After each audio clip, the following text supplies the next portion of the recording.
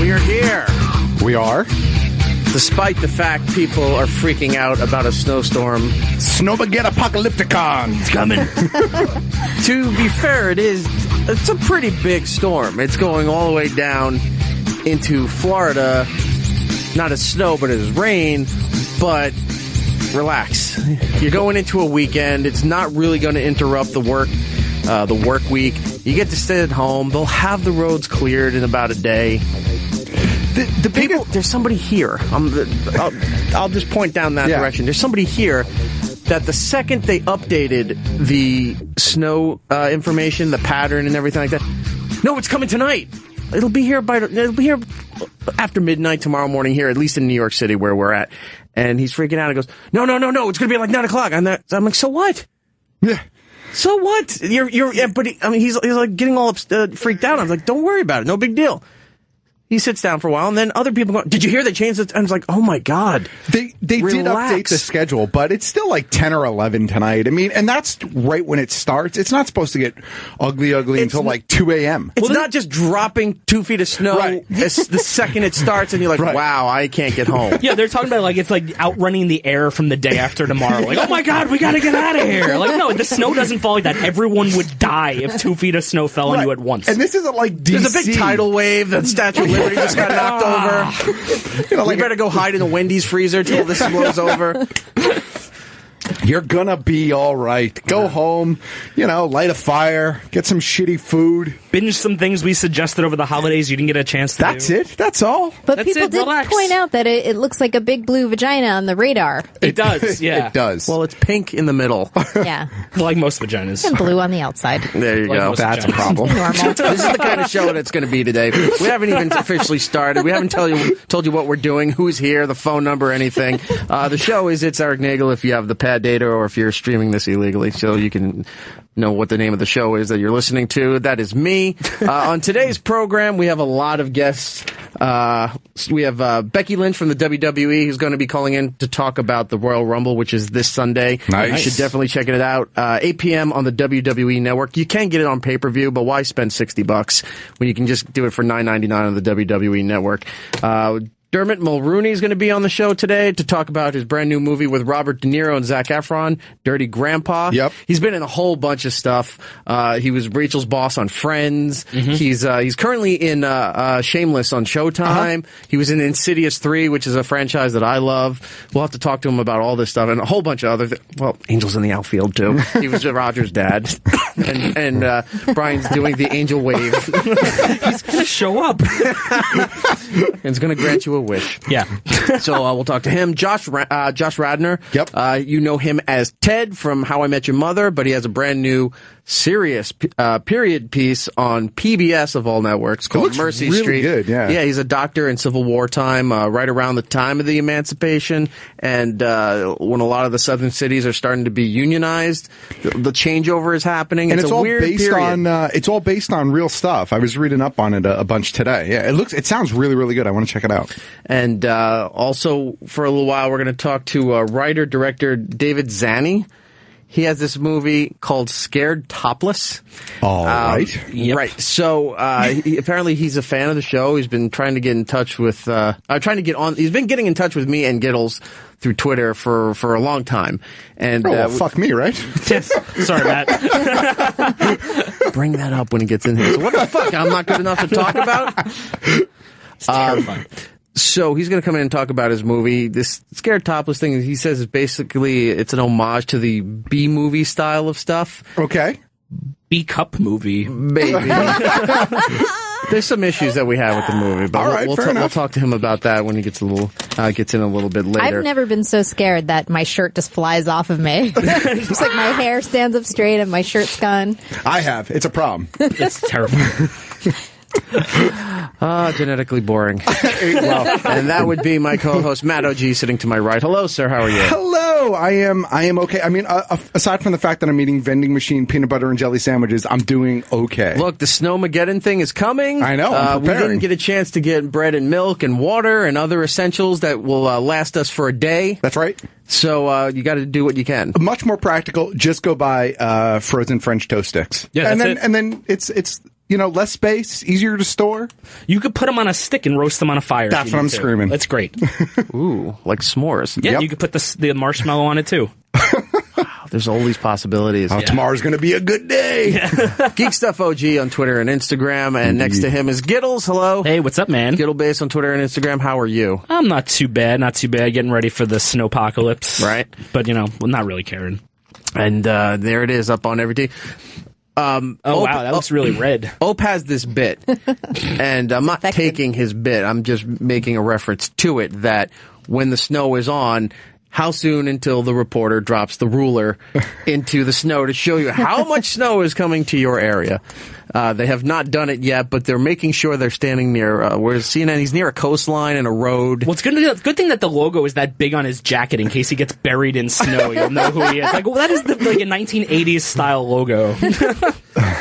If you can't save yourself, save the branding. We can't let Fox get this. That's right.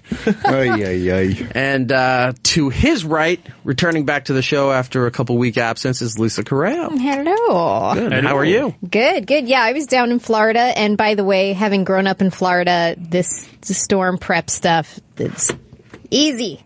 Such a pro at it. It's like big deal. Batteries, water. That's it. Yeah, it's bread. not that hard. Blankets. Yeah. No, Crackers. but see, the difference with being prepped in Florida is usually you have hurricanes coming. Right. And that can affect you for a few days, whether you don't have power, shit getting knocked down and destroyed, water not being, safe to drink and all that. Yeah. That's an issue you do have to deal with. If it's snowing, watch a movie. Go to sleep for the day. Just be lazy. You don't have to do anything on a day like that. Right. You can get extra blankets. You can put food outside. It won't go bad. It's not like the summer, where like everything rots and it sucks. My favorite is I've known people if the power went out during a snowstorm, they worry about the food in the fridge. Because the power's out.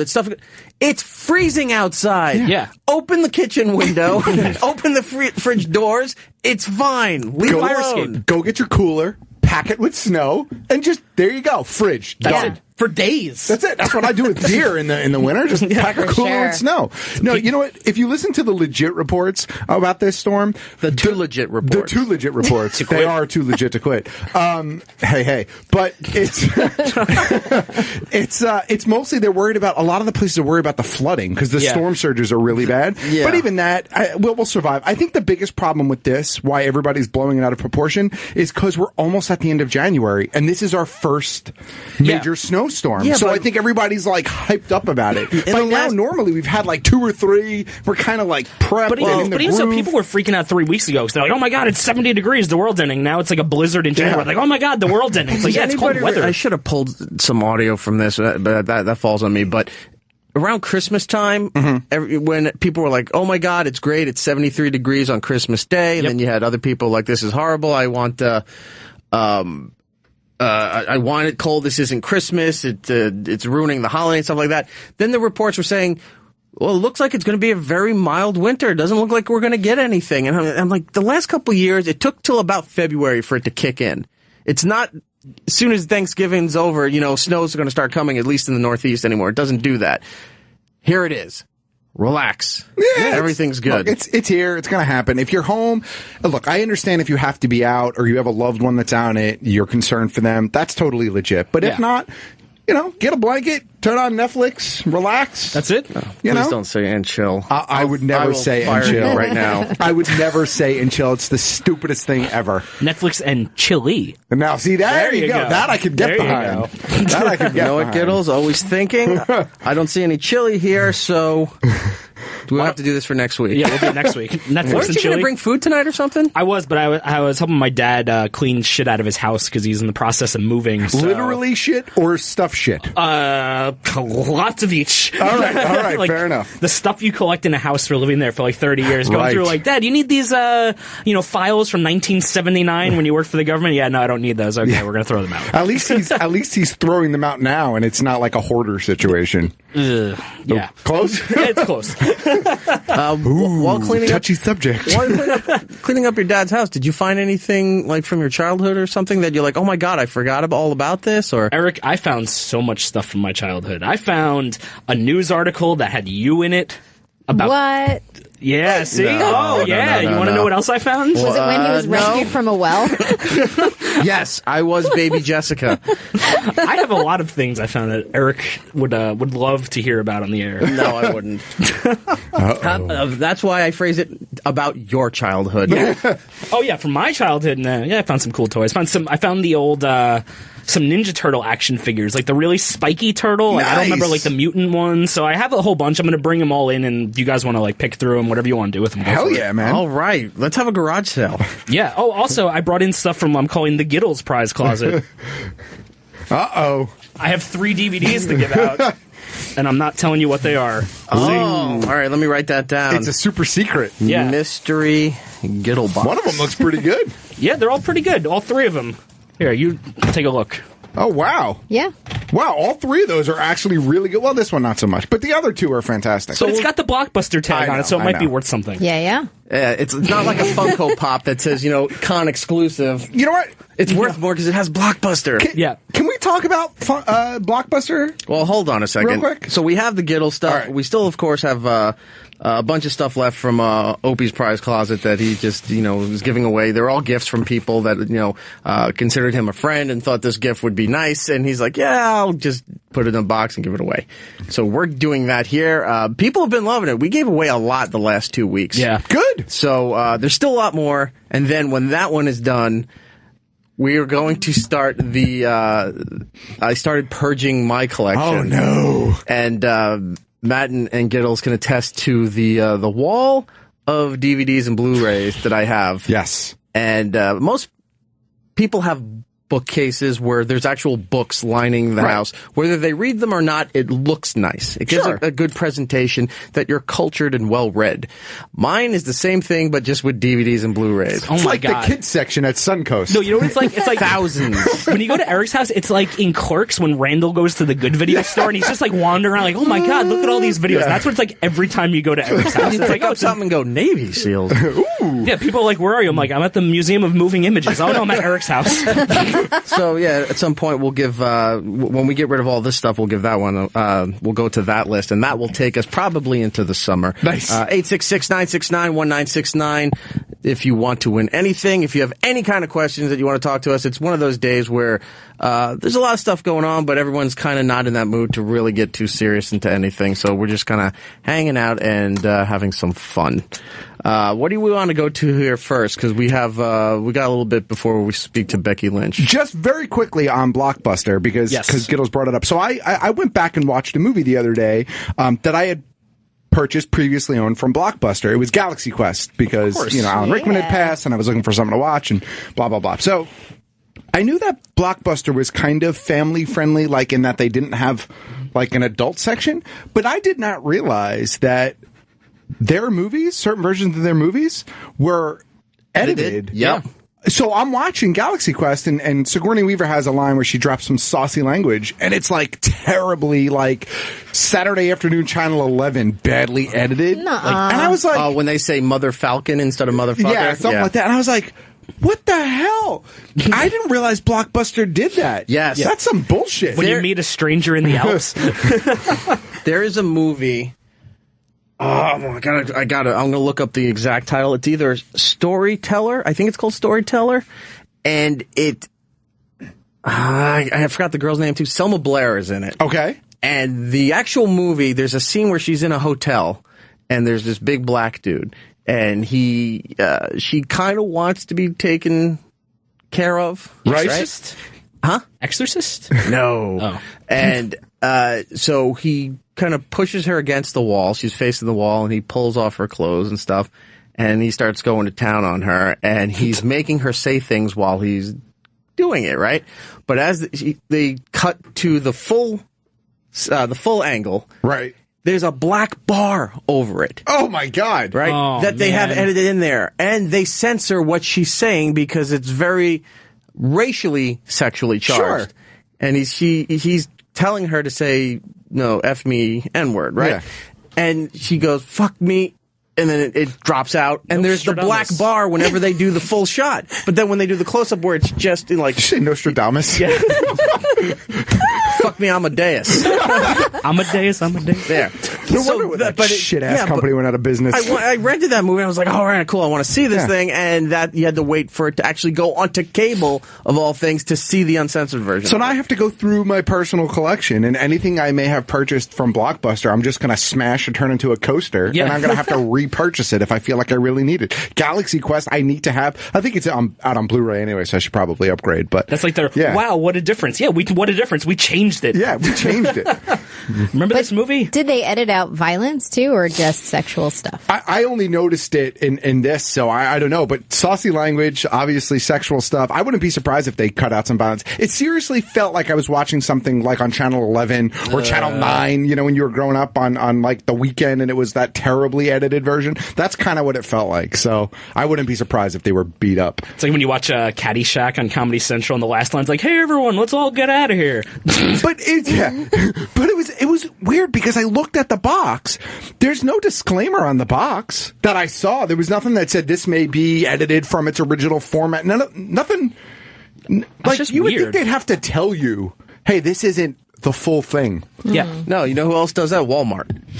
You can buy CDs and they'll have special edits. I've seen that, if you bought M&M CDs when they were at Walmart, they had special edits to the stuff, or they were dropping out of the things. But those are labeled at least, right? And then the other ones had the explicit lyrics sticker on them. They don't. Oh yeah, okay, I guess that, because they don't specify that it is a clean version. You're thinking, if you're not paying attention, you don't see the explicit language on it, but you think you're buying the thing. Right. Well, that was the workaround. A lot of retailers used to do that. They wouldn't tell you that you were buying the clean version. They would tell you were buying the bad version. That was because we used to do that even at, I remember at Suncoast when we used to sell stuff, if there was like an unrated version of stuff, like the regular version didn't say anything, but the unrated version had like a big sticker and a bar, and it was like highlighted and neon lights. And so I think that's some sort of like weird retail workaround. But yeah, I was really kind of pissed off about that. I would be mad. Like, I don't know. I wouldn't want to have a movie censored that you weren't expecting. Did you notice it the first time you watched it through, or is this the first time you've ever watched it since you bought it? You know what? It's quite possible the first time that I've watched it since I bought it, or I just missed it. I mean, I've seen that movie probably 36 times. You know what I mean? But I've watched it on Netflix. For whatever reason, the other day, I was going through the DVD shelf, and I was like, oh, let's just grab Galaxy Quest. Like, I don't know why I grabbed it off the shelf rather than try to find it on Netflix or Amazon or whatever.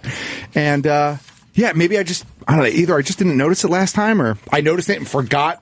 Was it at least widescreen? Because nothing would annoy me more than getting a video at the video store and they don't label that it's 4:3 and then it's all cut off and you get the pan and scan. No. I always made sure I bought widescreen when it was available. Good. That was the worst, to argue with people about widescreen. Yeah. I had a guy when I was working at Suncoast. I hate the black bars. No, get this. This is my favorite story. He comes in about widescreen. Full screen. And remember on Christmas, if somebody ever got you a movie or your birthday, and you're like, "Oh, great, full screen," you're like, "I hate you. I hate worthless." You. And then that's exactly it. It's like, no, you don't want the bars. No, I want the bars. Yeah, because they stretch the movie. Yeah. Do you remember when they used, the one that sticks out to me is Star Trek Wrath of Khan, when they would show it on Channel 5 or Channel 11, whatever your broadcast, right in your city. You could see how stretched out it is just to fit full screen. And then when you watch the movie, it's short. And here, and people always thought, no, the screen is shorter. That means it's worse than having it stretched out. Mm-hmm. No. And you're like, you lost all the stuff on the side. On the side. There's a guy giving him a finger, and you don't know it because it's at an SD, but when you're in HD, it's like, wow, look at all the other shit that's going on. Well, I remember one time I was watching Ghostbusters, and there's like the scene where like Venkman is talking to Dana, and the camera just keeps panning back and forth to him. I'm like, I don't remember this camera panning. And I was like, oh wait, it's 4:3, and they had to cut off the sides, and they couldn't fit both of them in the shot. I was like, this is terrible. They used to call, there was full screen, widescreen, and then some were actually labeled as pan and scan. Yeah. So the pan and scan is where they actually terrible. move the camera. It was just a digital scan where you're like, wait. And it always looked unnatural because it wasn't the right frame rate. So you could always tell it was awful. Wait, the whole thing's turning right, but Michael Caine isn't moving. What's going on? But customers used to get like seriously angry over widescreen. Like, they hated widescreen. Yeah. And I would always try to explain to them, like, look, I understand if that's your preference, but let me at least explain to you what the difference is. And I had one guy, he got so angry at me one time, and the conversation ended with him, like, pointing right in my face, screaming at me at the top of his lungs.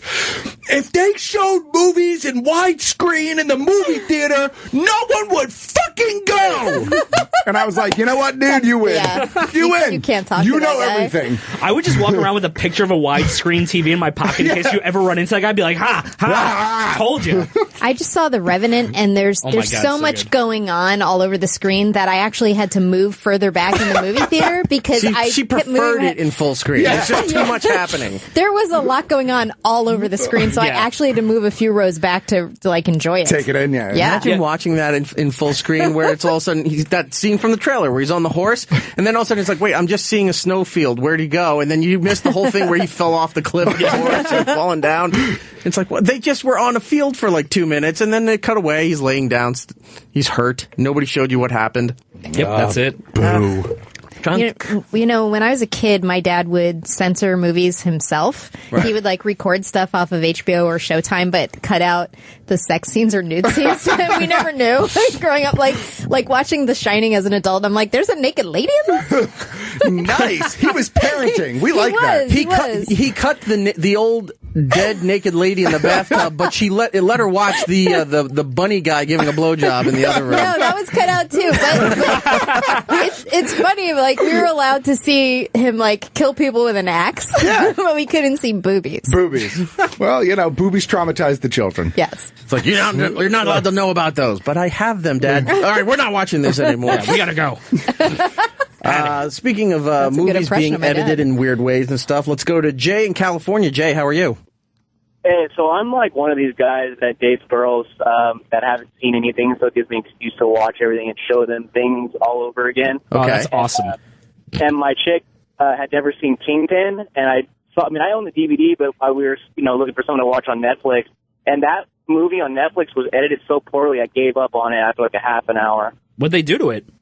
Like all the the scene after Woody Harrelson has to sleep with his landlord, and she does the eating pussy symbol. Oh yeah, that blah blah blah blah blah. That was taken out, and so was like how he does the $20 bill switch at the counter because the dick won't give him any cream for his coffee. Oh man. Oh, jeez. Jeez. Yeah, I had to give up on it. It was brutal. What about you really knocked something loose, Tiger? It'd be great if what they were really, they left all that in, but they just cut Bill Murray out of the entire movie. It's like, I don't know half the plot that's going on. They just here. cut out all references to Amish people. Yeah, that's it. Yeah. They don't like technology. Rock bastards. Jay, where in California are you? Bakersfield, Is that Northern California? Central Valley. Okay. Wine country? No, God, no. I don't know California. I'm I was I'm gonna just say, throwing I know darts San everywhere. Diego. That's about it.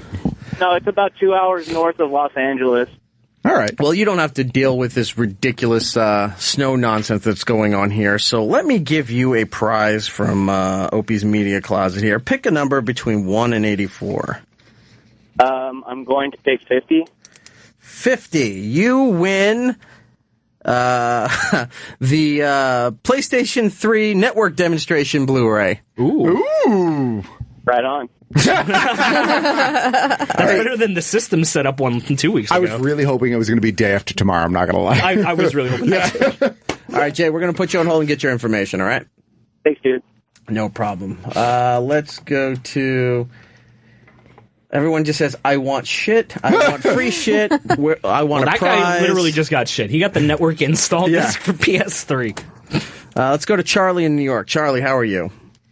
Hey, what up, man? I'm good. You? Doing all right. So I was just kind of getting cracked out on Dragon Age. Figured I'd call and talk to you about it. Have you ever played them?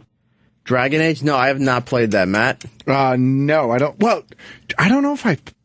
No, I don't think so. Those are newer games, right? There's a couple of them out now. Yeah. I'm on the third one now. Dragon Age Inquisition. It's fun as hell. You guys should pick it up. Okay. That's all. Cool. Oh, well, thank you. Yeah, Is that what you're doing during the big snowstorm, sir?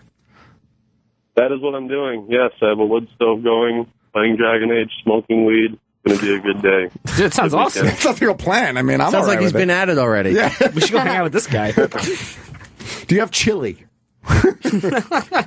So do you have a shitty DVD to give me for a console that I don't have, like the last guy? I don't have games, but perhaps this guy, is he worthy of going into the Magic Giddle box? Just go for it, man. It's all Okay. you. You have a choice of 1, 2, or 3. Wonderful. Under the Giddle box, pick 1, 2, or 3. I'm going 3. 3, you win the complete second season of Saturday Night Live. Okay. That's sealed. pretty awesome. It is At sealed. least I can watch it. That's cool. It's sealed and Awesome. very dusty. I don't think anyone cared about this gift. Nope. But the cone heads are in it. But I'll take it. All right, Charlie, we're going to put you on hold, and Lewis will get your information there. So there's one of the Giddles things given away. Where do you want to go to here? We still got a few more minutes, and then Becky will be calling in to talk about the Royal Rumble this Sunday, January 24th, 8 p.m. on the WWE Network. I don't know. You want to talk about Brew Public? That was kind of interesting. Sure. The beer Netflix? Yeah, so Giddles shared a link with the gang here this week about this company called Brew Public. Did you actually read that full article? I got about like 3/4 of the way through it, and then my brain just kind of went off on a tangent. So the article was like the Netflix of beer, and then like halfway through the article, the guy's like, "Yeah, we're not like Netflix at all." Yeah, that's when I kind of like checked out. But it seems pretty cool. It's like if you like craft beer and you like things being delivered to you, it seems like it's for you. Yeah, they've developed some sort of weird algorithm based on your likes, and you subscribe to this service, and they send you like a sampler box of beer. But what I didn't get was like, how often do you get it? Like, is it once a month? I didn't see that in there. I don't know. I'm wondering if you have to sign up on it like a loot crate type thing, where it's like, oh, this is the the February beer crate, or this is the March beer crate. Like, I don't know. It didn't really have too many details. Like, I was trying to understand it, and then it was like, well, this kind of just sounds like a beer of the month club, but I like the idea that they have an algorithm and they're trying to cater it to your taste as opposed to, everybody gets the same thing. But Yeah. it was kind of an interesting, I think it's just an interesting service. I think there's so many of these different box services that are popping Right. up, like Loot Crate, and there's like Loot Bark Crate Box. There's like Cannabox for weed smokers. There's so many. Those guys that's hit me up not on legal. Twitter. That well, can't be legal. I guess it depends on where you are. But I also don't know how legal the beer, what is it, Brew Public? Yeah, Brew Public. I don't know how legal that is because there's still issues about alcohol across state lines. I think so. No, well, yeah, certain ones, but it's not like you can't get alcohol from other parts of the country. Right, but it has to be legally distributed to your area. Well, currently they're doing it only in was it North Carolina? I think it was, but they're looking to expand. Is it within state? Yeah, maybe they need to get distribution licenses. I'm sure they have the logistics. If anybody has Brew Public or knows anything more about that, please call and let us know. Because I'm curious about how, there's a lot of those California craft breweries and the ones in Oregon that people love to sample and try out, and they always want to get that stuff here on the East Coast, but there's always weird things. You got to go to your local liquor store or something like a Fairway that does carry a craft beer section where you have to have them requested and have it distributed to the store.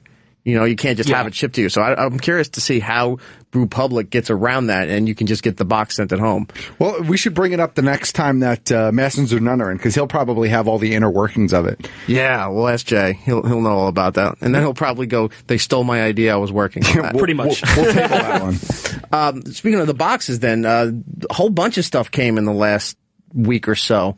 Loot Crate, Yes. sponsor to the show and the Opie Radio channel, sent Matt and I the special edition Star Wars box, Right. which had a ton of stuff in it. Matt's going to post some screenshots of it this weekend so you can check it out. That's the limited edition one. We don't want to spoil that really for anybody, but there was a lot of cool stuff in there. Big box. Yeah. Big box. Not like this, the little shoebox size that you're used to. That thing was...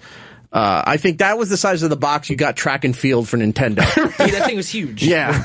So, I think they still have that out there. You can buy the special edition box, but the monthly box, which we've been doing reads for all month, the Invasion theme, which ties in mostly to X-Files and things like that, came in, and I'm wearing the new shirt. Dude, that X-Files shirt is awesome. That is an awesome shirt. Sweet. The only thing I don't know about it, It's like a splash paint kind of thing. It's white and green. I don't know if it glows in the dark or not. I haven't tried it out, but it looks like it would. It right? looks like it should. Yeah. Let's kill the lights. If not, it'll look badass under a black light. So let's kill the headlights and put it in neutral. There you go. There's no clapper in here.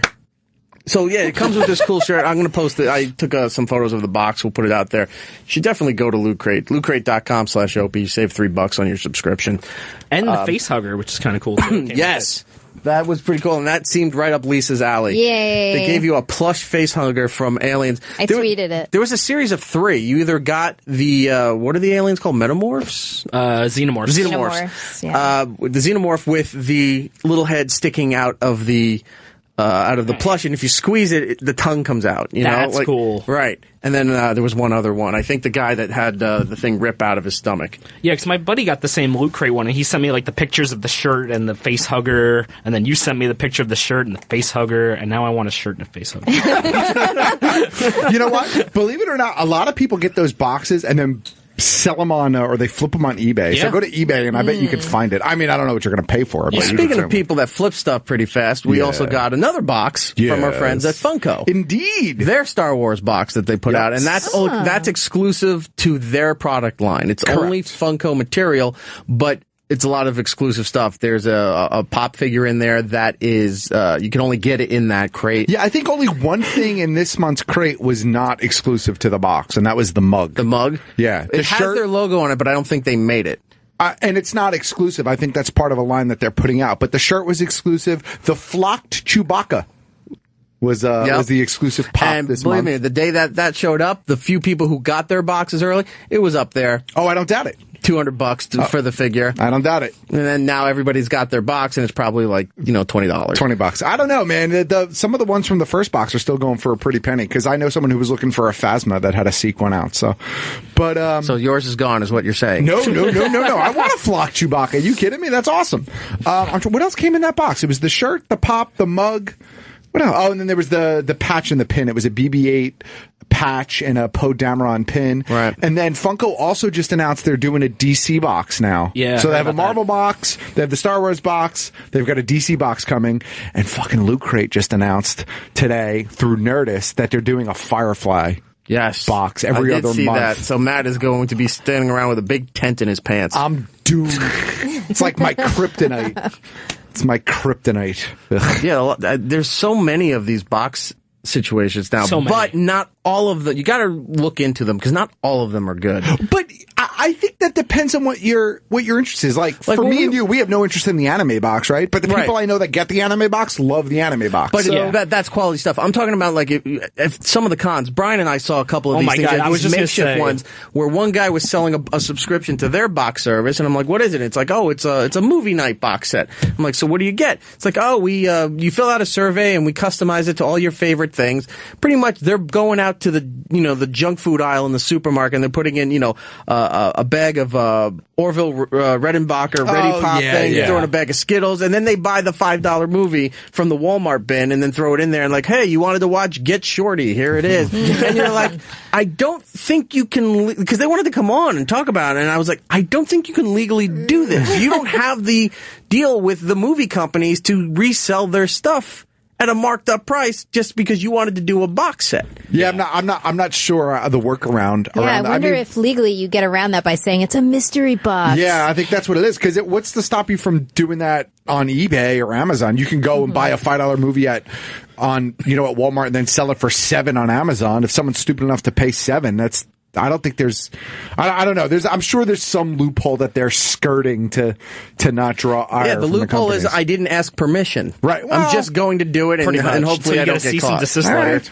But the good ones, obviously Loot Crate, Funko's has a whole series in there. The anime box, I don't know if that's part of Nerd Block or not, but Nerd Block's another good one. There's so many of them. There's like tabletop gaming ones. But the thing is, I would highly recommend if you're going to sign up for any of these that's not like one of the big ones like Loot Crate or Nerd Block, like do reviews reviews on it, because lots of people say, like, you know, I signed up for this, I didn't get my stuff, I got $10 worth of crap. So there's a lot of them, and you really have to do your research before signing up. Just look up the company on YouTube, because people do unboxing videos for every single one out there. And just watch a couple of unboxing videos. You'll know real quick whether or not it's worth your money. Also, search the hashtag for the company. Like, if you're wondering what the new Loot Crate thing is, just put in the hashtag Loot Crate, especially on Instagram, because everybody just throws their shit up there. Yep. And you look and you go, okay, I don't like what's in this box this week. If you don't have the subscription and you just buy it month per month, you go, I do like this one. This looks pretty cool. I'm going to go and buy that box. Sure. Save you some money and time, but, do your research and you'll find some good stuff there. Let's go to Brian in Hartford. Brian, how are you? Brian? How's it going? There you go. Hey. Sorry, can you hear me? Yeah, we can hear you. I know you guys talked about this a while ago, but I wanted to ask kind of what your opinion was on this new, not so much the Ben Affleck as Batman thing with the new Superman versus Batman movie, but this new trailer where they threw Doomsday and Lex and now Wonder Woman showing up. I wanted to see what you thought about it. Matt, you want to go with this? Yeah, well, so on the CW earlier this week, I think it was on Tuesday night, when The Flash came back from its mid-season, they had a special on. They were premiering the new Suicide Squad trailer. It was the first footage from Wonder Woman, and then it was a little bit about Batman versus Superman. It was hosted by Kevin Smith and Jeff Johns from DC. And as far as Wonder Woman being in the movie, we've known for a while that she was going to be in Batman versus Superman. That's not huge. I guess the footage looks okay. I'm not excited for that movie. I'm not excited at all. I want to be excited for it. I want to see Ben Affleck as Batman. That's my least issue with that movie. But I wasn't thrilled with Man of Steel, and I think Lex Luthor looks like the Riddler. So, oh my God. I was calling him the Jokler. Exactly. Yeah, then Suicide Squad. So the Suicide Squad trailer, I'm glad you actually brought this up because I wanted to talk about that trailer. Whoever edited that trailer deserves an award for editing because the trailer is gorgeously done. The musical choice is great. If the movie was as good as the trailer, it would be no problem. I'm just not convinced that the movie is going to be good. I think Margot Robbie as Harley Quinn is probably going to be the best part of that movie. Is this a new trailer? It was the brand new trailer. Okay. But everything else just I don't know. And it's in the same universe. So I'm just having a hard time getting excited about this DC universe that they're creating. Yeah, I'm in the same. It looks like they're trying to throw too much into one movie all at the same time. I'm worried that they're not going to do any character really full justice. Well, they're not. Especially because at least with the main good guy characters, right, the heroes, they're all getting their own separate movies at some point. Like the footage we saw from Wonder Woman, that's from the Wonder Woman solo movie coming out whenever it is, next year, 2018, I guess. And then Aquaman's getting his own movie. 2 years from now. Oh, sorry, yeah. Aquaman's getting his own movie. Flash is going to get his own movie. Green Lantern Corps is getting their own movie. But they're all going to appear in some way, shape, or form in these other movies first. I hear Green Lantern is in Batman vs. Superman. And he's the surprise cameo guest. Because everyone's like, oh, they ruined Wonder Woman and they spoiled all this because Green Lantern's going to be the big spoiler. Well, I'm pretty sure Flash is going to be in it too. Because Ezra Miller, Ezra Miller was seen on set wearing green screen socks at one point in time. So I'm pretty sure he's going to be in there as the Flash. No, he's playing Footless Joe. That night. I'm sorry, wait. Did you say Green Lantern or Green Arrow? Green Lantern. Lantern. So Ryan Reynolds is going to show up. No. Thank God. No, he is happily playing Deadpool, and good on him. Yeah. Good on him. Can I run one more stupid thing past you? Sure. I was just curious, because we had one of these big geeky conversations on this stuff, but I was talking to somebody, we sat down, we watched Superman Returns, the latest one. I can't Man of Steel. Man of Steel, yeah. Man of Steel, right. And we watched up to the beginning of the movie with the oil rig and him bouncing in between different jobs and kind of hiding under the weather. Right. After we finished the whole movie, we kind of looked at each other and went, you know what? I really would have loved if the whole movie was him hiding around. If there was a whole prequel movie of just him, kind of bouncing in between jobs, kind of helping out as he could, and then as soon as people got wise to him, he had to take off. That would have been like Smallville. Smallville, the movie. Yeah, Smallville, except without the, really campy stuff in it, that's all. Yeah, I look, that movie, I don't know. I thought that movie was also hot garbage, so maybe I'm not the right person to ask. Well, did you read that article where they were talking about, like, the problem with the DC universe, and they were, like, just showing the posters. They're like, look at this Batman vs. Superman poster. It is just dark and bleak and boring, but then the Suicide Squad one is all, like, happy, like, looking skulls and... The Suicide Squad. Suicide Squad. I can't speak. The Suicide Squad is Warner Brothers' attempt at recapturing Guardians of the Galaxy. Mm-hmm. That's what that is. And it's just not. And then Batman vs. Superman should be really dark. I actually have no problem with that. The problem is Man of Steel should not have been really dark. Yeah. That should have been really bright and positive, and it was just like death and destruction and dismal. Well, that's what I kind of like that, because Superman stories are really just boring. Yeah, but Superman is supposed to be like... Right. He's supposed to be this bright, like... But nobody cares about that anymore. He takes off his glasses and disappears. But I like the fact that, even though people, didn't like the movie, I did like the fact that while the fight scenes were going on, not everybody was saved. People were dying. Things were happening. He couldn't save everybody. I like the fact that he wasn't able to zip over here and over there like they would do in previous Superman movies and comics and things like that, where everybody is saved and he saves the day. I like the fact that people got pissed off because he fucked up. Here's the problem. That's not Superman. That's not what Superman is about. It's great that you liked it and you're the audience that they were going for, so it worked. I always found Superman boring. I agree with you 100%. I always found him boring, but Superman is supposed to be he's supposed to be the light. He's the Metropolis is the day and Gotham is the night. They're supposed to be Dayman. Yeah. They're supposed to be opposite of each other. The night anyway. I think that's wrong. Think of this, Eric. Anyway. What is that? Moffat leaving Doctor Who after season 10. Yeah, but anyway, I'm not excited for the universe, sir. But we'll see what happens.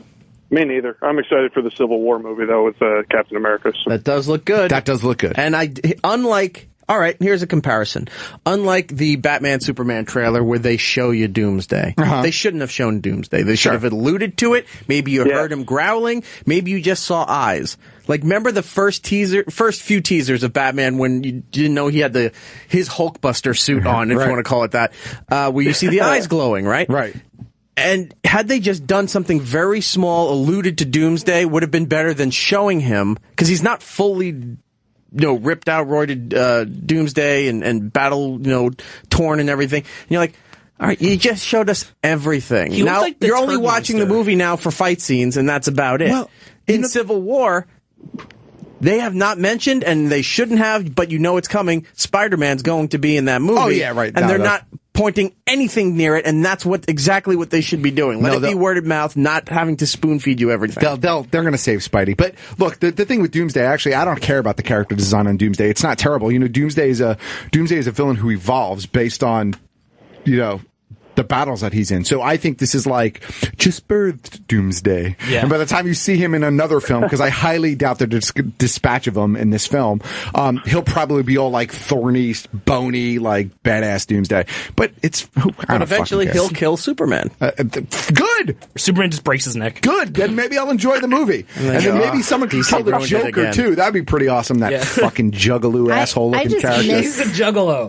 I just miss Lou Ferrigno as the Hulk. There you go. There we go. Finally. There you go. Just had to say it. Quit pining for the past. They just painted him green. That's all they needed. All right, we do have to move here because somebody else is on the phone. Brian, pick a number between 1 and 84, and let's hook you up with something. 37. 37. In a row? That one's taken. 34. 34. You win a copy of... this ties in. It's Always Sunny in Philadelphia, Season 5 on DVD. Oh, nice. Nice. Have you been watching the new season of It's Always Sunny in Philadelphia? I'm going to put you on hold here, man. No, I haven't, but I've been in love with the teaser, the trailer for it, where they remade Ski School. Yeah, that was last week's episode. I haven't seen it yet, but everyone said it's the funniest one they've seen in a long time. How many have been out? 2 so far? 3. Three episodes? Third one. All right, they're all on my DVR. Maybe I'll do that this weekend. But the trailer for it, when you see Dean Cameron as this withered old dude still on the mountain and talking about his glory days, it's like, they took the mountain again. So the guys are like, we should get back the mountain. And they're like, this is not going to go well. Yeah, the first 2 episodes this season have been fantastic. Like, definitely catch up. So good. Writing's been great. All right. Lou, do you want to hit the music there? Going to go to the phones here for the Royal Rumble this Sunday, January 24th, 8 p.m. Make sure you get the WWE Network so you can watch all the goodness that the Royal Rumble has to offer. It's the beginning of WrestleMania season. All the surprises, all the big stuff happens Sunday night that leads its way to molding what WrestleMania will be in a couple of months. And we're going to talk to one of my favorite wrestlers in the WWE. We've talked about her so many times on this show. We got the shirts, we got the goggles. We could not sell out any more to this person. Please welcome to the show right now, Becky Lynch. Hey, Eric. Hey, Becky, how are you? I'm good. I'm so glad I finally get a chance to talk to you. We've been Instagram friends for a few months now. We have. You're the freaking best. Love the support. Thank you so much. How's everything going? You're going into the Royal Rumble. Yeah. They'll go, what is this life? Like, how did this even happen? You know, like I'm sitting in my apartment right now in Orlando, thinking of when I was like sitting at home, waiting up till it would come on at 1 a.m. Right. And I'd stay up and it'd be on a Sunday, so obviously then I'd go into school the next morning exhausted because I'd stay up till 4 a.m. And I'm just sitting here going, and I'm going into the Royal Rumble. Like, blows my mind. It never gets old. Well, I gotta say, you're lucky that even as a kid you got to see these things, because I'm a little bit older than you. And back in the day when I was a kid, you were watching the pay-per-views with the scrambled cable channels, because my parents wouldn't pay the money for the pay-per-view. So I'd have to hear Bobby the Brain Heenan and Gorilla Monsoon calling the matches while the picture's moving all over the place, and then go to the school the next day and hear everybody else talking about how great it was, and I didn't get to watch the pay-per-view. No, I'll tell you what. So this is why the Royal Rumble is such a big deal to me, because it was shown on Channel 4, which was a channel that we had, so it wasn't on pay-per-view back home. Whereas, like, say, WrestleMania, that was pay-per-view, and you had to get it on pay-per-view. But we were able to watch the Royal Rumble. We were able to watch Royal Rumble, and there's a couple of other, like, No Way Out was another one that you'd get on, and we had like a basic cable package, but couldn't one. I don't think my mom wouldn't have been able to spring out the money for, especially when I was a kid, for pay-per-views or anything like that. So that's why the Royal Rumble is like the biggest of deals to me, because it was that one pay-per-view that I always remember. Right. I had to stay up. I had to know exactly what happened, had to be able to go in and talk to everybody about it, even though nobody cared. I was probably falling on deaf ears. But with Royal Rumble, it's the gateway to WrestleMania season. Plus, there's all these different surprises every year for all the people who are participating in the Rumble. For the most part, you have an idea of who's going in, and some of the positions on when they're going to enter. But then there's always these gaps that you don't know who's going to make a return, or who's going to run in and screw something up, and it's always a surprise. So you can't just go into any Royal Rumble thinking, I picked Dean Ambrose or Roman Reigns or something like that. They're just going to win, because you never know what the hell's going to happen. Exactly, and that's why I feel like it's one of the most exciting pay-per-views because it's so different, and like you said, anything can happen. Right. And there's just something about when the clock is counting down, and you're like, who's next? And that gets to happen 28 times, was it? 30 times, I believe, right? Well, you know who the first two are going to be, for the most part. They've been making it apparently clear that Roman Reigns is number one at all cost. Yeah. So, okay, let's say 29 times. But let's talk about something that absolutely has to happen, and that is you winning the Divas Championship off of Charlotte. Absolutely. Eric, let's remind everyone that if it wasn't for her meddling old man, I would be the champion right now. Right. Like that's the thing. Like, I won that title. She tapped. She actually tapped. Everybody saw her tap. I know, but Ric Flair, he's not the best just for being a straight wrestler. He's the guy that everybody wanted to see, because you never know what moves he was going to pull, what distractions he was going to have. And, to this day, even though he's not actively wrestling, he's pulling out all the stops like Ric Flair can to help his daughter win everything.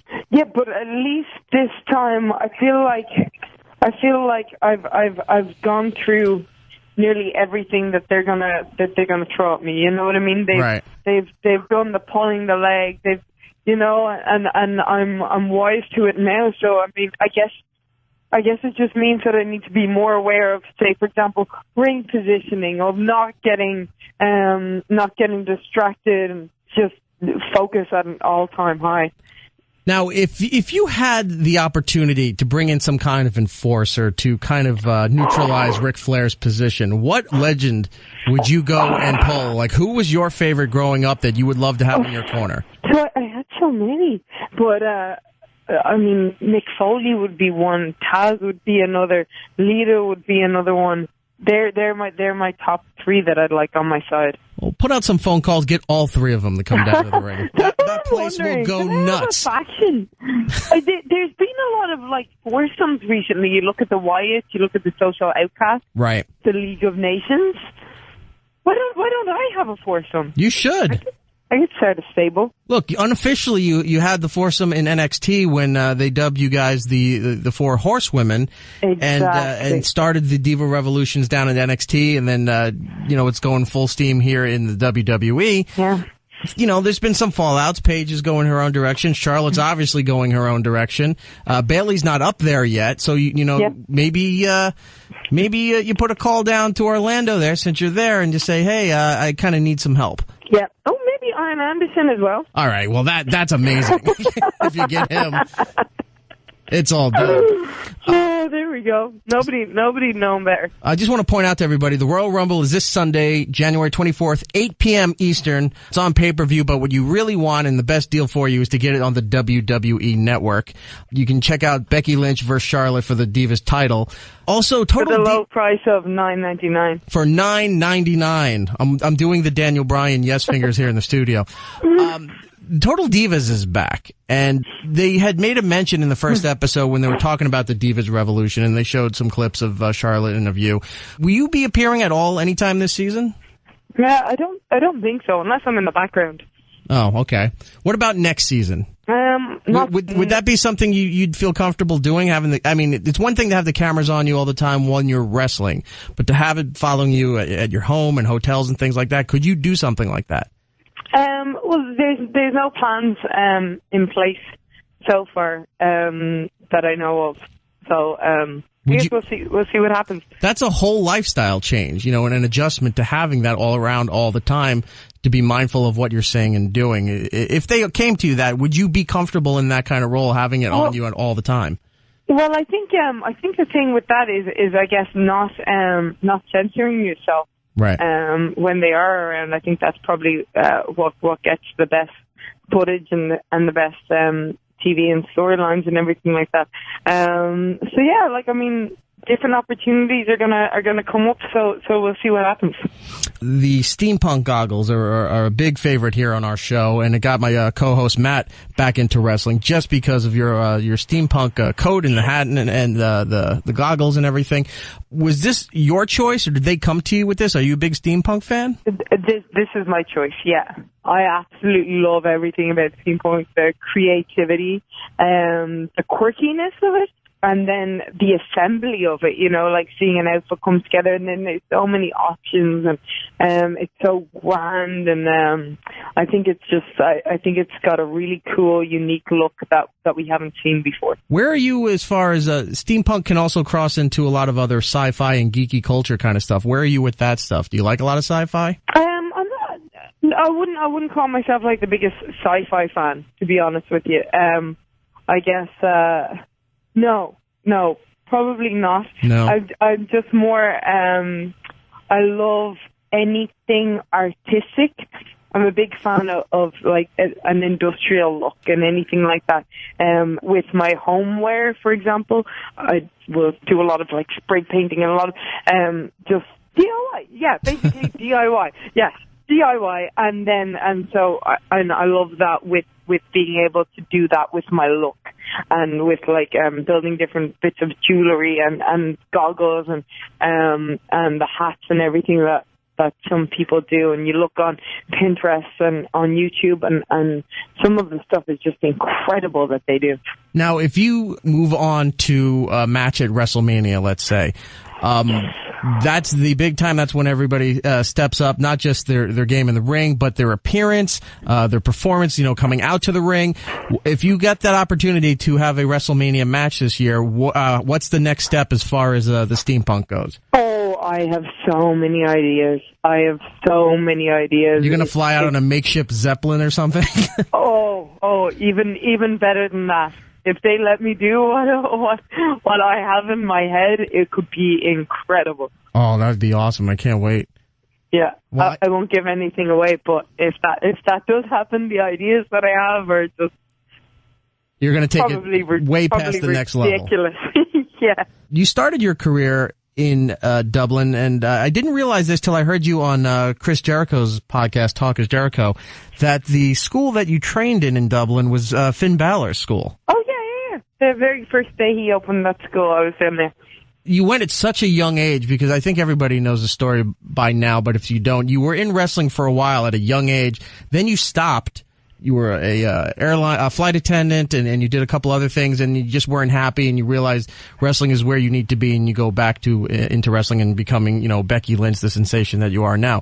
But when you were at that school, you told a story that you used to be woken up every day by a dog. Oh yeah, when we were over in England, we'd do these week-long training camps. And we'd sleep on the mats, or we'd sleep on the ring or under the ring. And at 8 a.m. the lights would go on, and Chester the dog with his giant balls would run over your head. That's how you were woken up. How great is it now that you get to wake up in a hotel, you're going into the Royal Rumble, and you're not having a dog's balls waking you up in the morning? I feel like I've come a long way.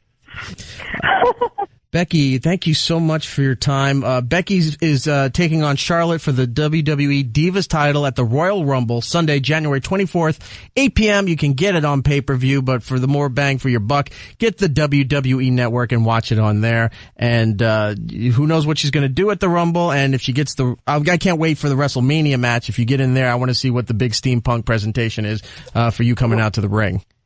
Me too. She's Becky Lynch WWE on Twitter, but for Instagram, it's the reverse. It's WWE Becky Lynch. I changed it. It's still the same. Oh, okay. So everything's the same. It's WWE Becky Lynch. It's Becky Lynch WWE. I have everything backwards here. And we're Instagram friends. How did I not know that?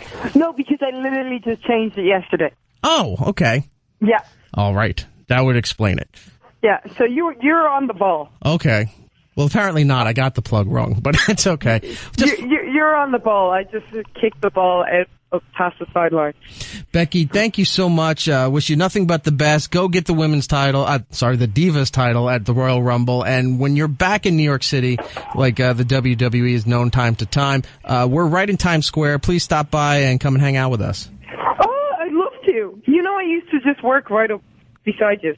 Where? At Hibernia. Have you ever gone in there?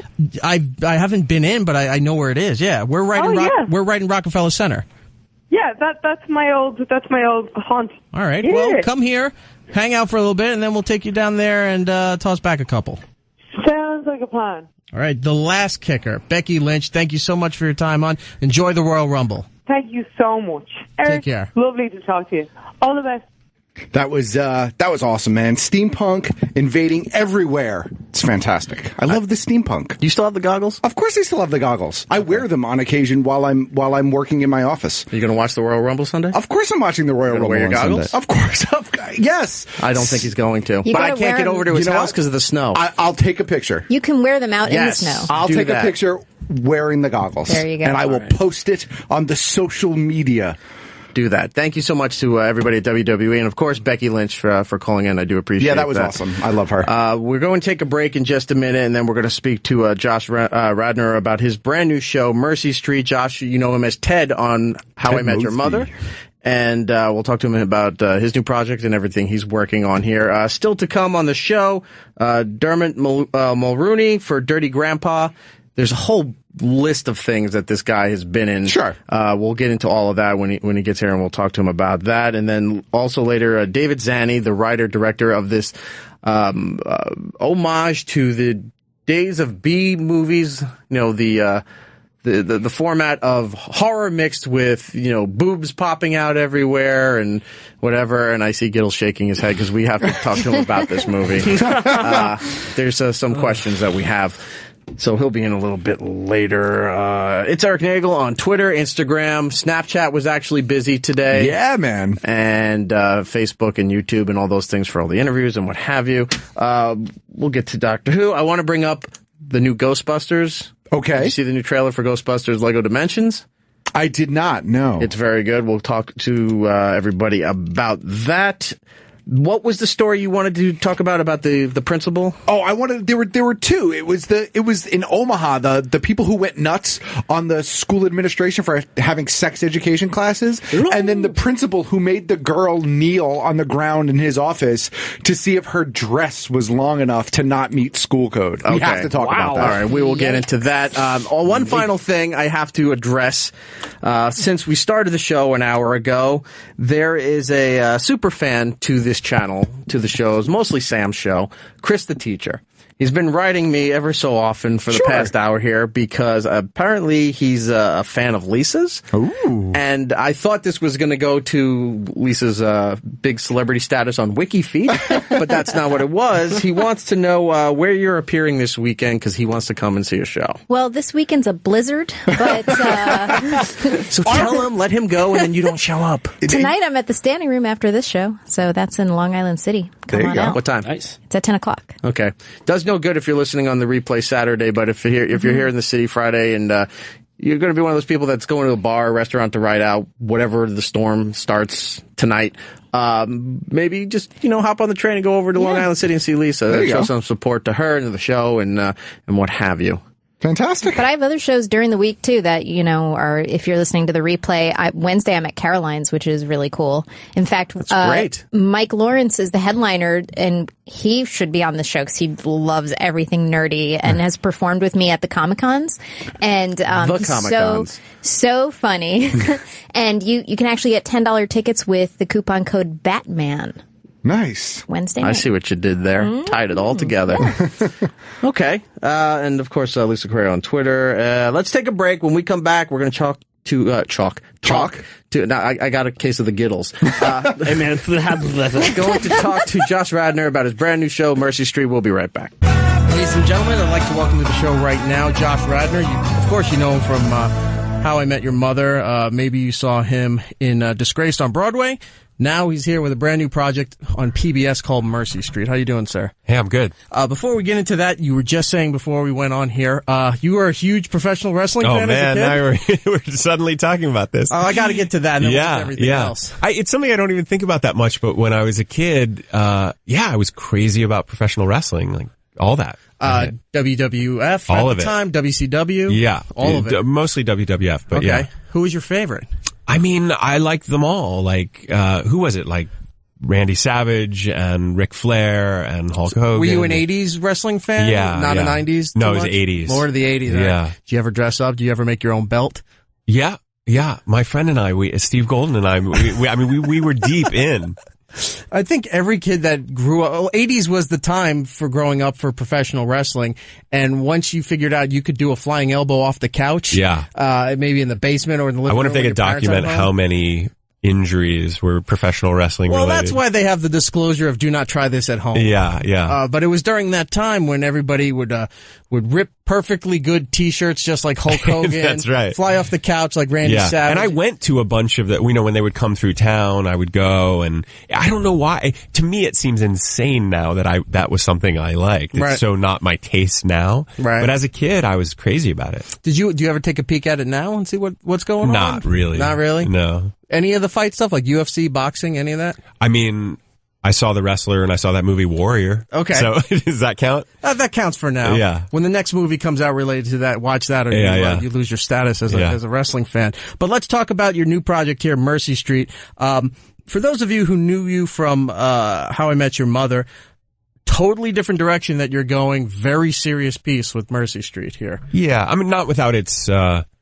lighthearted moments, but largely, right. I mean, a hospital set in the Civil War is going to be pretty bloody and pretty dramatic. It's not like MASH. You're not getting jokes. Well, in some ways, MASH was a big influence with the writers. Really? So if you pay attention, I mean, there is some comic relief and there are some lighthearted moments. My character is given to some ironic, kind of cynical sentiments. Okay, you know what? I saw the first 2 episodes, and now that you're saying that, there is a scene, without giving too much away, that involves you using a hypodermic needle. Yeah. That everyone thinks that this is a trendy fad or fancy. Right, it was new. Nonsense, right? Yeah. And you're like, well, this is standard practice for what they would do now. But back then, people are getting mad that you're using techniques as a doctor should, based on your character going around the world and learning different stuff, that you went to use this and the guy's yelling at you for using a hypodermic because it just wasn't called for or practiced at that time. Well, he also, the real issue is that I was using it on a Confederate soldier. That too. And he's a Union,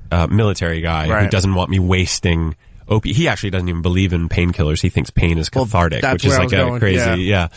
But that's when you were just in there. It's like, well, I had to do it. Like, those were those lighthearted and the sarcastic moments that I guess keeps your character from going crazy with all of. Yeah, I think it's a natural. In some ways, it's like humor is a natural battlefield response or a response to the harrowing moments we have in our lives. It's like, man, if we can crack just the smallest smile, we might not die. Right. Yeah. I'm really fascinated with. I guess it would still fall under the category of like frontier medicine, where you're in a city that just became unionized. Yeah. It was a Confederate city. Now the unions got it and they've taken over everything. You're in a makeshift hospital that's really was a hotel owned by a rich family who doesn't want to leave. They're still living there while all this is going on.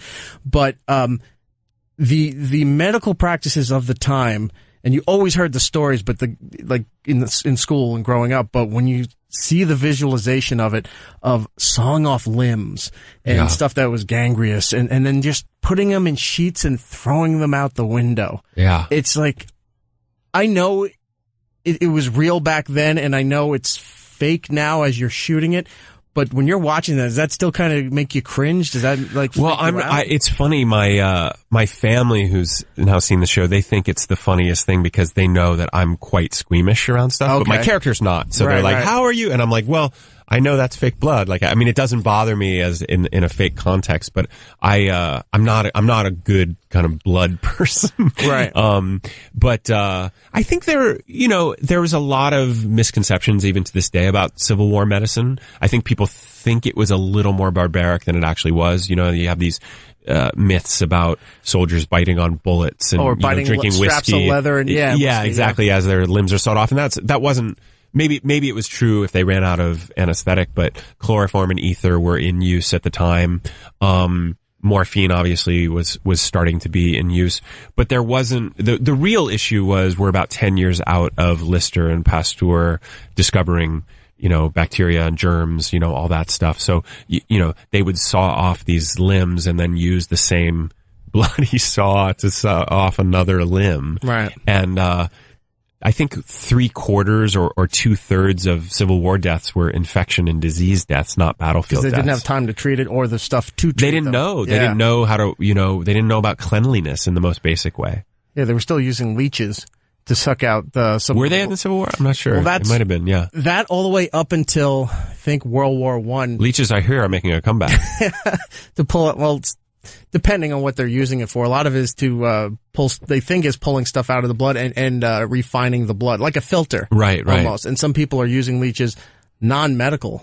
Right. They're just putting it on thinking, I did a lot of drugs or drinking, stuff like that. Yeah. I'll just put leeches on for a while and kind of filter I'm not the blood. Do that. Nobody should. It's just not, stop for a while. Drink some water and work out. Yeah. And that'll filter everything out. With the, back to the, body parts and stuff like that. And you being squeamish, were people just picking it up and go, "Oh my God, it looks so real"? Like, because you have a foot with a bone sticking out. Our makeup crew was amazing. There was one girl who was literally just in charge of making things look disgusting. She was like the gangrene kind of expert, and she'd make things look kind of pussy and bloody, and it was amazing. And sometimes you would look at it and You'd say, okay, I saw her do that. I know it. And then you'd go check it out on the monitor and you'd be like, oh my God, that looks horrifying. Right. Like, Mary Finney or Finney? Finney. When she's getting to the hospital and she's finding other doctors before. Oh, and he rips the patch off and sees. Well, that, and then he's in a room where there's a couple of surgeries going on at the same time. And he stops to talk to her, exchange pleasantries. Yeah. Then he's back with the hacksaw, just cutting the bone, and you're hearing it, you're seeing it before it does the quick cut. They really goose the sound effects too. So the third episode, I have to do an amputation, and it's, the sound they added in really, I was there. I know how it was done. I know the guy's leg was not being sawed off for real. And it still is kind of tough to watch with the sound added. Well, you play Dr. Jed Foster. Now, this is an interesting tie to the story, too, because your character is working at a makeshift military hospital here, but you're not military personnel. You're not a military doctor. For now, that's how I start. But I become one, actually. You're a private doctor. You explain a little bit about your story, that you've went to different cities to learn more medicine, pick up different techniques, and to be better at what you do. But it all boils down to you want to be better for your patients. Yeah. And the treatments that you can give them. You know that you don't have the best possible treatments for all your patients. That's why you're constantly moving, constantly learning new things to be better, and just for medicine, your love for medicine. But the background for your character is that you came up from a wealthy family, that was a slave owning family, in that weird area of Maryland that it's kind of the state, north, but it really was living as if it was the south. But then you're in this town here where the emancipation's about to happen and what have you here. So what else can you tell us about this character? Because he's always seemed to be conflicted on a lot of things. Yeah, which that's part of what drew me to the character. Those kind of internal contradictions. That he's a Union loyalist, but also not an abolitionist. He comes from the slaveholding family and feels like he knows what it's like. And another really interesting thing that I found is the bar to become a doctor in that time was incredibly low. There were two ways to become a doctor. One was you would follow your friend, the country doctor, around for a couple months and observe him. Right. And then he would go, congrats, you're now a doctor. And the other way was you would go to these schools that were just 2 or 3 months of lectures by these experts. And then you'd pay to hear them. You'd come back a year later, listen to the exact same people give the exact same talks. And then after 2 sessions, 2 rounds of it, you were a doctor. So my character actually, he's cobbled together more of an education by going to Europe and all these different places that are more on the cutting edge of medical technology. But interestingly, when you see his mother in the third episode, she's horrified that he's a doctor. It's not like today that, it brings, be a doctor or a lawyer. Yeah, exactly. Yeah. That wasn't what was going on. The fact that he left the estate and didn't take over the estate after the father died was a betrayal of the family. Right. And the fact that he's a doctor it's almost like a low class profession at this time. It became, I think, because of the innovations and because of all this stuff, it became a much more kind of high-class profession. But at the time, it wasn't. And especially because you're not in a city, like a respected city like Philadelphia, Boston, Well, we talked about it. I mean, he probably did, in addition to, France and England and all these other places he'd been, he probably did work in Philadelphia and Boston. Yeah. But you weren't resident there. That's what I'm saying. That's kind of probably why. Right. And you'll see he'd never done an amputation before. So he is, I think, there had never been the level of carnage that they're about to see in the Civil War.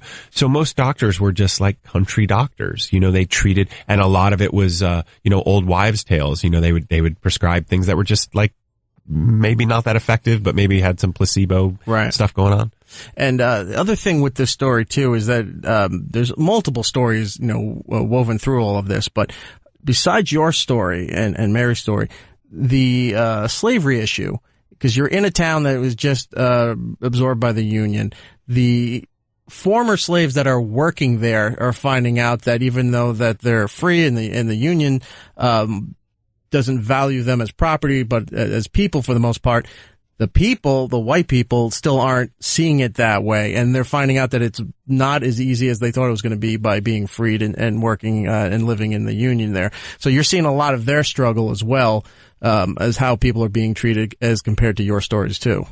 Yeah, that's they call them contraband, right? Which the history of that I can't speak to it as an expert, but it's amazing. We heard this guy at Princeton, this kind of one of the preeminent Civil War experts talk about why they were called contraband. Right. That it actually one of the ways that I'll do the worst stab at this, but one of the ways that they were able to legally claim that they were considered spoils of war. The slaves. So they would say, right, you're contraband, you're a spoil of war, and we now set you free. But that's why they were called contraband. But yeah, I mean, everyone is going through, it's a very identity crisis seems like the wrong term, but everyone is kind of figuring out who they are against this new chaotic landscape. Yeah, it's an interesting point because, like I said, it's a very gray line because it's right before everything's about to change and happen, and obviously the characters know like the emancipation's coming, but they don't know what else is going to be ahead of them. So everybody's still kind of like, well, it could go this way, it could go the other way. Yeah, and everyone thought the war would be over in a couple of weeks. That's a refrain you keep hearing, which is really tragic. No one thinks they're in for a 4-year battle at all. So this is just a very different piece from stuff that you've done in the past. There, what did you take out of this? What did I take out of it? Like for yourself, like what as an actor does every job. Yeah, they usually take something out of that and they build towards who they are and their talents, their persona, their profession. What did you take out of this role? I went to NYU for grad school at Tisch, and we had an acting teacher, Ron Van Loo, who always said, you're here to expand your definition of yourself, which I always like that as a kind of phrase to hold on to. That each role that you take on really expands your definition of yourself, and you realize that you have, I don't know, like Whitman said, you contain multitudes. Like there's a lot of things going on in here, and there's a lot of keys to play. And so I think in the most basic sense, when you take on a role that feels like it scares you a little bit and you feel like, I don't know if I can do this well.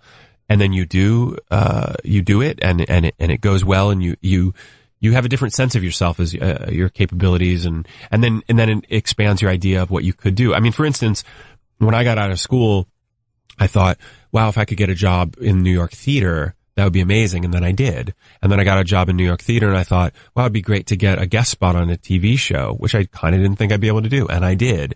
And then the next thing I thought, well, maybe I could do a pilot. And then I did. So the ceiling keeps raising. Right. And then, you do a couple pilots and they don't go, and you go, it would be great if one went, and then one goes, and then you think, maybe I'd like to write and direct a movie. And then it's been this process of constantly, scaring myself sufficiently or daring myself to do certain things that I didn't think I could do, and then finding out I can do them, and then thinking like, oh, maybe what's next? So this is just another kind of step in that direction. Because it's a very, because you went, like you said, you were building all your steps, you landed, what most actors would die for. It was, I guess, the job of a lifetime by getting not just a TV series, but one that had a long run, one that goes into syndication, one that's a fan favorite and merchandise and all that stuff in there. And then you go, to Broadway. Yeah. Which, a lot of, actors do love going back to the theater. It makes them, I guess, rekindle a piece of themselves that they may have lost by doing TV for so long, or movies like that. And then to go back into this role here, very dramatic. There are some light-hearted moments, but I think I really see a different side of you. I see a different layer from you than being Ted. Yeah. Where how most people would know you. I see him like, wow, he can really pull off the lighthearted guy, but can be pretty damn serious when it needs to be and get things moving. Like you can then move in. I think you could do an evil character somewhere down the line. That's cool. Based off of this. Yeah, that'd be great. Let's, like a business or one of those law firm movies or something like that. Yeah, Sinister. John Grisham. Sure. Right. All right. I'll do it. No, it'd be great. It's funny. I played this kind of virtuous character for so long, and I love that because I think we need to see that. We want to see that. And, but there, in storytelling, you need those polarities, right? You need, what is virtue without its opposite, and why do you even want to be virtuous? Like, I think, I really believe in like the reasons we tell stories, like in the most elemental way, like sitting around a campfire and telling a story. Like, I think it's so ancient, and so we need it somehow. I actually heard about there's some tribe that died out, and they weren't allowed to speak of their ancestors because they thought it invoked bad spirits. And because they weren't allowed to tell stories of their past, they actually died out. So there's a theory, an anthropological theory, that storytelling is as necessary to our survival as water and food and shelter. I was gonna say, it seems like it goes against basic, human nature. Yeah, and we want to cavemen all the way up. We want to reflect upon ourselves and our journey and what we're doing here, and right. All of that's really fun to me. I think I just fell in love with acting, and then I've had to unpack why I love it. Why do I love stories now? And I write and direct too. So like, why do I want to tell stories? What does it mean? What is the cultural utility of it? And I'm still in that. Asking myself those questions. But. Unfortunately, I'm running out of time with you. I know we have a hard out and you have other stuff to do. I just want to say Mercy Street is Sundays 10 p.m. on PBS. I asked this of everybody. When you were done with the series here, did you take anything from the set, a costume, a prop, something that kind of meant something to you? Yeah, I got the blue French horn. Oh, you did? Yeah, which was it was the only thing I asked for, and it felt so iconic to my character. So. For those who don't know, that's from How I Met Your Mother, not from you were asking about Mercy Street. Either one is fine. Yeah. Mercy Street. Did I take anything from Mercy Street? I mean, if you wore those clothes out in the world, that might be weird, so I didn't grab anything from wardrobe. And well, not in L.A. Yeah, that's LA's true. Fine. Williamsburg you can get away with, for sure. Too. Everyone looks like they're from Civil War there. But not everyone. They didn't have plaid in the Civil War. The point is... did I take anything from Mercy Street? I can't recall. But if we do another season, maybe I'll grab something. All right. Josh Radnor on Twitter only. He doesn't do other social media. Correct. And that's probably a smart thing for you. Yeah. And if there are fake accounts out there, shut them down. Okay. It's just Josh Radnor on Twitter. No Facebook, no Instagram, no Snapchat, nothing. Yeah. Mercy Street, Sundays, 10 p.m. on PBS. Josh, thank you so much for coming by. Yeah. Next time you're in New York, I had a whole bunch of other questions for you. Oh, cool. Yeah, it was good talking to you. When you come back, I'd love to talk to you again. Great. All right, thanks, man. Welcome back to the show. Kind of doing the dance when Snoop was on top of, what was it, Tower Records or something? Is that what it was? So, 187 on another cover. Remember Tower Records? Wow. This is so funny. I just got an email from Mustache Brewing saying, "Come to Snowmageddon Apocalypse 2016." Nice. We were just talking about that. Well, if you're out at the east end of Long Island, go to Riverhead and see our friends over at Mustache Brewery. There you go. Keep that going for just a tiny bit more, Lewis. I got to see, welcome back to It's Erik Nagel, by the way. 866-969-1969 is the phone number. Oh, we're doing a show. Yeah, we're doing a show called... From we just keep having conversations and we're like, we should save this for the air. I got to watch on Tuesday, I finally saw Straight Out of Compton. Oh, yeah? Now, on the Blu-ray, the digital copy, all that stuff, they have the theatrical version, but then they have the unrated extended version, which is 3 hours. Oh, Jesus. And it was awesome. It's a lot Usually of I don't like 3-hour movies, but I watched the whole thing, and it was amazing the way they did it. And towards the end... they start putting in real-life stuff into the movie. So, like, there's a scene where... it's not spoiling anything. It was in the theaters, people. There's a scene where, Eazy-E's driving around and you see the billboard for The Chronic. But it's really Dre on the billboard there. And then it cuts to... the guy playing Dre, that's not really quite Dre, but sort of Dre. And then you see Ice Cube's album stuff, and there's really Ice Cube, and then there's the poster for Friday, and then there was the Tower Records where Snoop shot his video. Nice. So they start, like, as the movie's, winding down, they start working the real footage and the real stuff into the movie, which I thought was kind of cool. That's really cool. It's great. I really wanted to see it when it was out. I just didn't get a chance, so I have to put it on my list. I'll lend you my copy. Yeah, that would be swell. I was hoping I was going to get a screener copy because I usually do from being in the editors union, but nope. No. I got Carol. Straight out of here. I got Carol and Joy. I was like, the two movies I just want to say. Joy. I actually kind of want to see Joy. I'll bring it in for you. Please. I have other things that we'll talk later. But yeah, so if you get a chance, it's if you can't buy it, it's on iTunes and other places where movies are sold legally digitally. Sure. You can rent it and buy it. Check out Straight Outta Compton. It was actually a lot better than I thought it was going to be. All right. And there was some stuff that in the unrated extended version that was in there that I didn't realize where the timeline overlapped.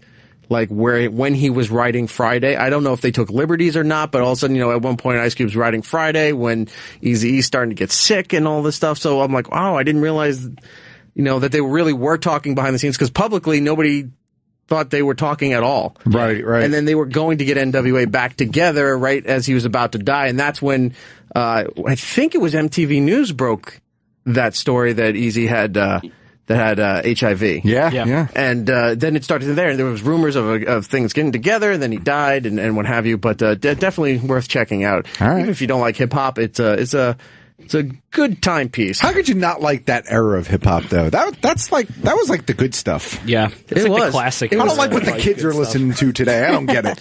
The kids with the twerking and the butt thumping and I don't get. Shut up, country music. I see you grabbing the microphone in there. He's got a flannel shirt on. Whoa. Country Just like music. Mick Foley. Rev doesn't get the talk. No, Lewis gets the talk. School us, sir. Exactly what is it that you don't like? I'll tell you. I can tell you mine, but go. You do yours. I don't know. It's just the style of music. You have to admit that modern hip hop is not the same as that era of hip hop at all. It's not. No. It's completely different style of music. I actually think I mean, without sounding like a crotchety old white guy, I actually think that era of hip hop was actually music, and this era, not so much. Not so much. I'll tell you what it is, Matt. I feel the same with like punk. Hip hop got turned into hip hop the second the record hit #1 on the pop chart. Oh, well, it's so much clearer now. Yeah. Got to start in the ghetto. Don't let no one forget about the hard part. All right, if you say so. That's where it all went wrong. So I just totally derailed Matt. Yeah, you just knocked me off course. I'm now buried in a snowdrift somewhere, listening to Snoop Dogg, probably roasting. But I just feel like that era of music was just so good in general. It was. Everything that was really good then sucks now. Yeah. Like, punk was great then. But is that a generational thing? Because no, I think it just honestly sucks now. No, because like, when Nickelback sucks. Hold on, let's just play devil's advocate for a minute. Cue the pinball machine. When that music was coming out, like. Yo MTV Raps. Sure. Right? One of the major breakouts for MTV as far as original programming. Made stars out of Dr. Dre, Ed Lover, T-Money, Fab Five Freddy, who was already a famous New York DJ, but MTV, helped launch this thing into the stratosphere with hip hop.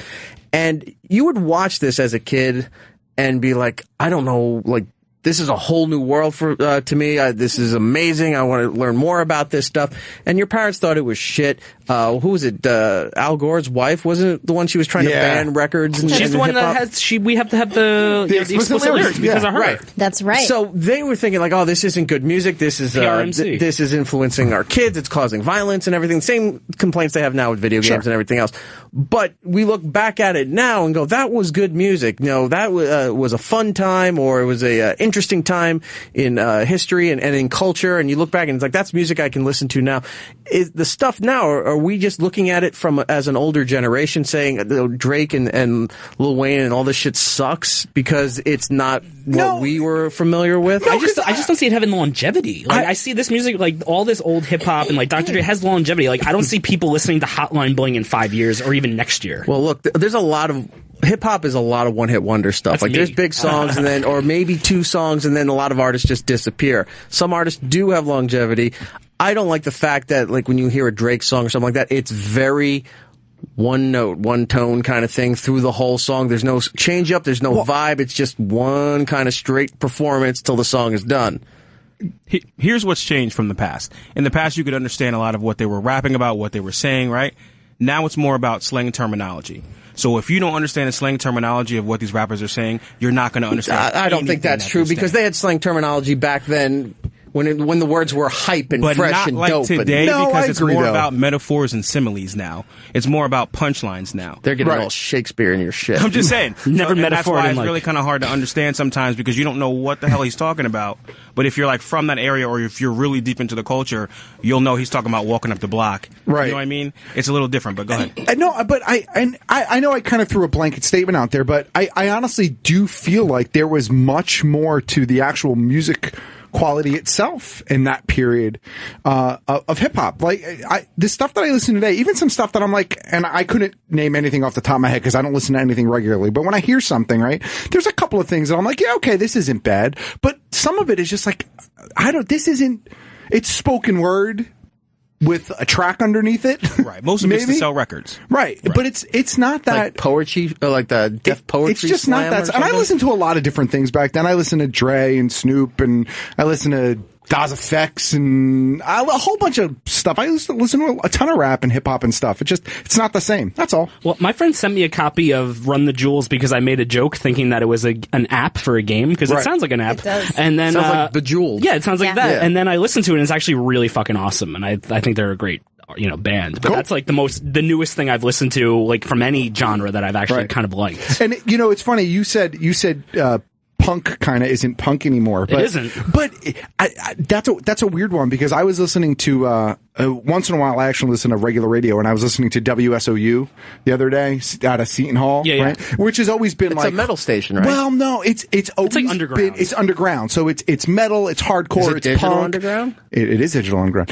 Metal, hardcore, punk, ska, reggae. It's a little bit of everything that's not on mainstream. Every time if I'm in the area to turn into that station, I'm always hearing heavy metal. I hear a lot of metal on there, but there is a lot of like hardcore and punk and ska and like more underground. And it's shit. one of the few college stations that has a commercial license. Yes. It's a great because station. they run advertising and everything too. It's a great station, and a lot of the punk and ska that I used to listen to, I got it from SOU, because there weren't a lot of places playing other than maybe some other college stations and stuff like that. If you were local and could pick them up, but I heard they had a punk show the other day. I caught it, maybe it was on Friday or Saturday, and it was a bunch of bands I had never heard of before, and I was listening to it, and I didn't hate it. But it didn't sound any different than anything that I knew already. Like it was like just Rancid and Op Ivy, and like it was, you know what I mean? It was like no effects, but it wasn't any of those bands, but it sounded like all those bands. So they're stuck in that one's stuck in a weird groove. I feel like punk has always been kind of stuck in a weird groove like that. I guess it's just because my roommate has a subscription to Rolling Stone for some reason, so every time we get it, I'm like, I have no idea who any of these bands are, and they're like, this is the number one punk band in the country, and I'm like, this is like a bunch of 12-year-olds. But you can't go by Rolling Stone, because even people who like Rolling Stone always accuse them of being a little too biased and a little too hip for the room, just to be hip for the room. Music. How do I find new music? You got to go into the Pandora and there's this channel called MTV. And when you're done watching Scream and Teen Wolf, maybe they show a video. I use the Pandora. I find new bands on there. How about satellite radio? We have a bunch of hip-hop channels here. We have Hip Hop Nation, Shade 45. Well, I don't know what Shade 45 does. There's always weird shit going on. What's the name of the punk channel? I forget. It's not really punk anymore. No, here's the thing. And this is my opinion, and so... what is the name of the channel? Slight of Cullen, it's Faction. Yes, okay, right. But there's no Slight of Cullen or Faction or anything like that. But Faction was designed as the music to extreme sports. Sure. So it was a mixture of punk, hip hop, hard rock. Like you'd hear Guns N' Roses, you'd hear Ice Cube, you'd hear Mest, right? Or Rancid and things like that, all mixed together, because it's the stuff that they would play at X Games or skating things and skiing stuff and all that stuff. I don't know what it's doing now. But when it was two different companies, XM and Sirius, XM had a channel called Fungus. And it was straight punk. Fungus. I loved Fungus. And I loved Fungus. And I'm not knocking Faction in any way, but I loved Fungus when it was just XM. Because it was really, what was the guy's name? Lou Brutus was the name of the guy who ran the channel and was also on air. But it was very punk. They did weird hours of foreign punk music that you'd like stuff from Japan and France, stuff that you'd never hear in the United States. Oh yeah. I think at 12 o'clock they used to do I forgot what it's called, but it was like a cover lunch. Like they would play punk covers for the hour and all this other weird stuff. Now Faction is all I'll just say all over the place for the fact of that's what the extreme sports stuff does. But they would have all that stuff in these little groups, and I really enjoyed it. But anyone else that tries to feature punk, it's usually the go-tos. Right. Well, so what I was going to say is, and for me personally, at least, when I was really into like punk, and I'm still into it to a certain degree, like I listen to the stuff that I still have or that I know. I don't actively seek it out anymore. Yeah, same here. But punk and ska and stuff, I still love all of that music. But a lot of that music, I was turned on to that not by the radio at all. I was turned on to it by a friend, or I was turned on to it going to a show. I would go and see someone play, and there was this cool little opening band that had, just put out their own like Ford song, you know, 7-inch CD or whatever. Yeah, right. Exactly. I mean, I had a whole stack of like, you know, records, like Less Than Jake's Slayer covers and like all this crazy shit. But that's where I got a lot of that Rancid music. No Effects B-side stuff. Oh, that's a great where they album. were covering their own the other band stuff. Yeah, I love that album. So I got a lot of that stuff I got from being part of the scene, as it were, at the time. Like, and I used to go to a lot of shows. I used to go to like Birch Hill and Stone Pony all the time, and Jack's Music Shop in Red Bank I would go to all the time. I saw Bad Religion at Starland Ballroom in like 2000. There you go, awesome. yeah. Is this before you were genetically boring? This was before I was yes, I wasn't genetically boring then. I was still somewhat interesting. Genetically exciting. Yeah. But yeah, so I guess I don't have that experience anymore at this stage of my life. I'm not going to concerts as much as I used to every weekend. Like, I used to go to a show every single weekend back then. So it was easy to learn about new music, and I don't have that anymore. So that's where my loss comes from. It's okay that music. we're all old. It's fine. Yeah, no, look, I completely embrace the fact that I'm old when it comes to music. I mean, look, older women have it so easy. You don't know what it's like to be an older man in this world. True. Everybody on the phone, there's a lot of people calling in. Everybody on the phone here, we're going to try to get through all of this here because they want to jump in on the hip-hop conversation and everything like that. Let's start with Eric in Philly. Eric, how are you, man? Hey, what's up, Eric? How's it going, man? Good. I love the show. Thank you. Now with hip-hop, it seems like everyone sounds exactly the same.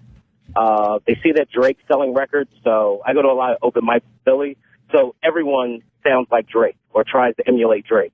Back in the 90s, Wu-Tang didn't sound like Tribe Called Quest, and they didn't sound like Biggie. He didn't sound like Jay-Z. Everybody was an individual. There's totally different sounds out there.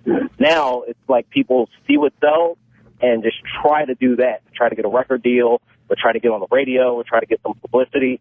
Like, everybody's a carbon copy of everybody else. Yeah, that's very true. But if you notice, the artists that are doing very well started their whole like genre.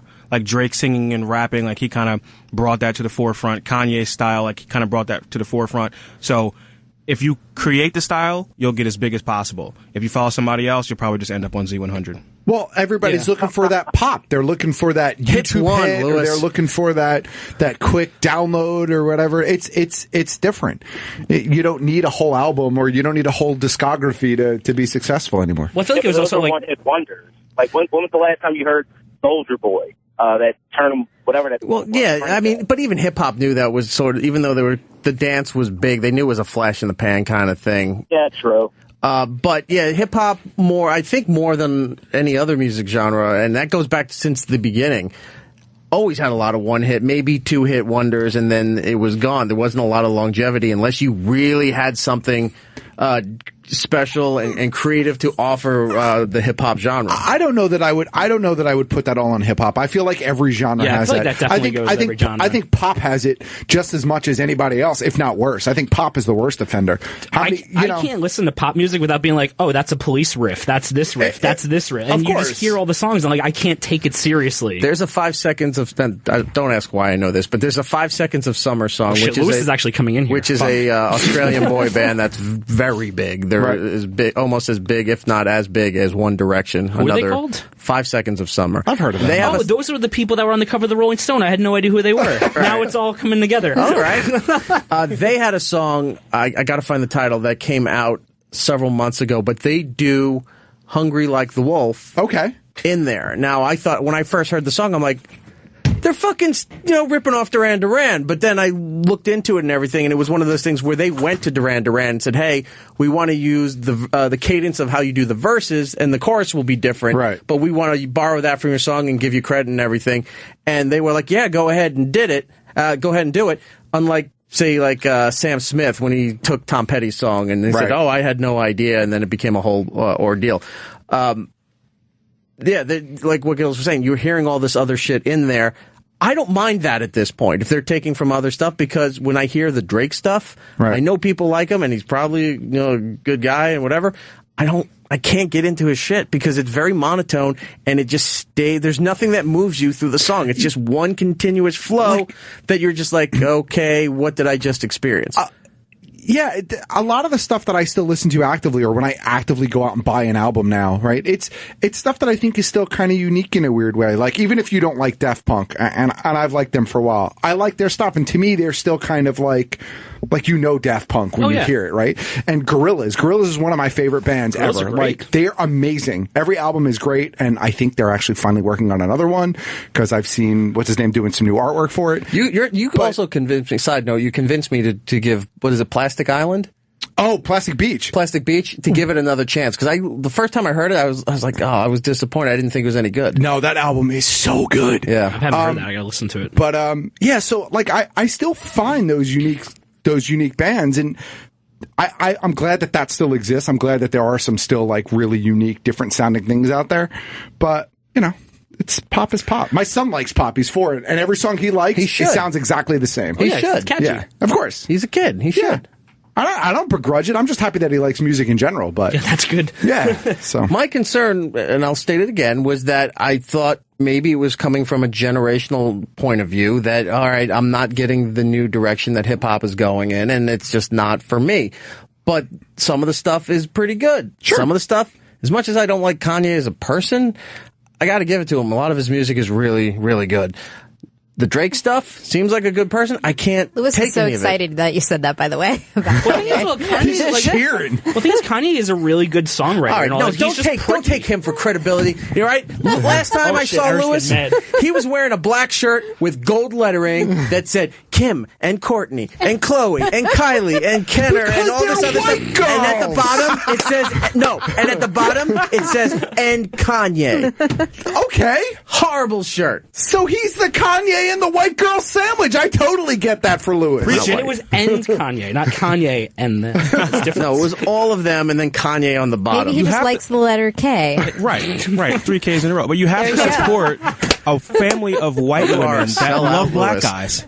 You have to support that. I have to support that. You don't have to support it. I appreciate your cause, Lewis. Are you boycotting the Oscars while you're at it? No, I think I'm not boycotting the Oscars, and I hope Chris Rock goes up there and destroys everyone. Yeah, Ricky Gervais I want Chris being Rock like, to just be Chris Rock. Yeah, exactly. Ricky Gervais was like, this is the perfect opportunity to piss everyone off. And I think that was the perfect tweet. I was like, you know what? Do it. I think that'd be great. All right. Let's go back to the phones. Danner, is that your name in Michigan? Yeah, you got it. Hi, how are you? I'm on the radio. It's pretty good. I said that last time I called in. I hope you're saving your air check, sir. Did you get your PS3 install disc? Yeah, the 2 nickels. So yeah, with hip hop, I fell out too. Like when Little John and all those guys came out and kind of ruined it for me. But now I'm like rediscovering these new underground artists that are really like bringing art back into the art form. Like, and it's real, like it's so good that I'm like, oh, well, we are obviously in the golden age. And then I look at what's going on in the hip hop station, the Shape 45 or whatever that is. And it's none of that good stuff I've been listening to. Okay, so it's kind of like what I said before. There's this you kind of have to go to the underground movement. You have to kind of find the stuff that's not being played on the air regularly, and there are still artists out there. And that's good to hear, even if I don't know them or I haven't heard them personally. It's good to hear that there are still artists out there that aren't just radio stars, that are actually musicians. Right. Well, I think the same thing about punk music, like you were just talking about. That like the folk punk movement is so big and so good. Oh, yeah. I mean, Johnny Hobo just changed everything, and it's so good. And, Johnny Hobo? Johnny Hobo and the Freight Trains, like it. Okay. Your mind will. That melt. sounds like what was it? What's the movie you love with Hobo with a shotgun? I love Hobo with a shotgun. All right, I'm right. I'll check out Johnny Hobo. Well, if you like hip hop and you like punk, have you ever listened to Death Grips? No. I need to. You should check them out. They're like a punk hip hop group from California. It's like really heavy punk rap. It's like it's kind of dark. It's really good. All right. Anytime punk infuses itself into other shit, I'm like, yeah, do that. Yeah, check out Death Grips. I think you'll like them a lot. Definitely will. Thanks, guys. All right. Awesome. Thank you, care, man. 866-969-1969 if you want to go. I have a feeling we're coming off as is that Cullen down there? As white people talking about I rap? think it is, yeah. Maybe we should try to wave him down and see if we can... oh, he disappeared. All right, never mind. I'm worried that it's coming off as a gripe that maybe it's... like, we weren't paying enough attention to it, and it's gone past us. Like, it's a whole nother culture than what we remembered it was, and we're just having a hard time understanding it. I actually absolutely think that's exactly what it is. But again, for me personally, it's because I've removed myself...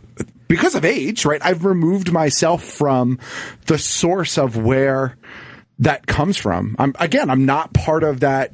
You know, I'm not on a college campus anymore. I'm not going to concerts anymore. I'm too old for that shit. If someone presents it to me, I'd love to listen to it and check it out. I'll check out Death Grip. I'll check out Johnny Hobo and the Freight Trains. Like, I'd love that stuff. But I love how we're in our 30s and we're too old for that shit, as Matt says.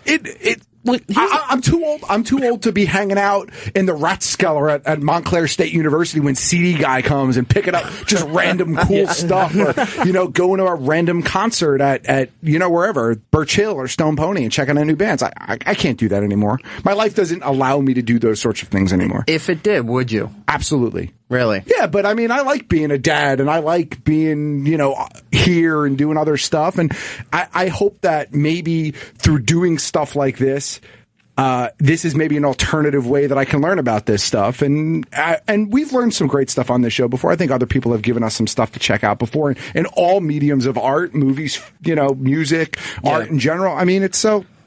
like, I just have to find a different way to learn about it. That's all. I mean, I found some new bands because I go to the heavy metal bar I was like making food for a while. But like even then, I would see like hundreds of bands, and maybe 2 of them would stick out in my mind, and it's because they were similar to bands I already liked. Right. Because some of the newer stuff, I'm like, I can't get into this. But you know what, though? I think that was the case even when I was going to stuff regularly. Yeah. I probably saw, 100 ska bands back in the day, and there's probably only 3 that I would say, yeah, I kind of really like them, and I still like them, and I want to kind of follow their music.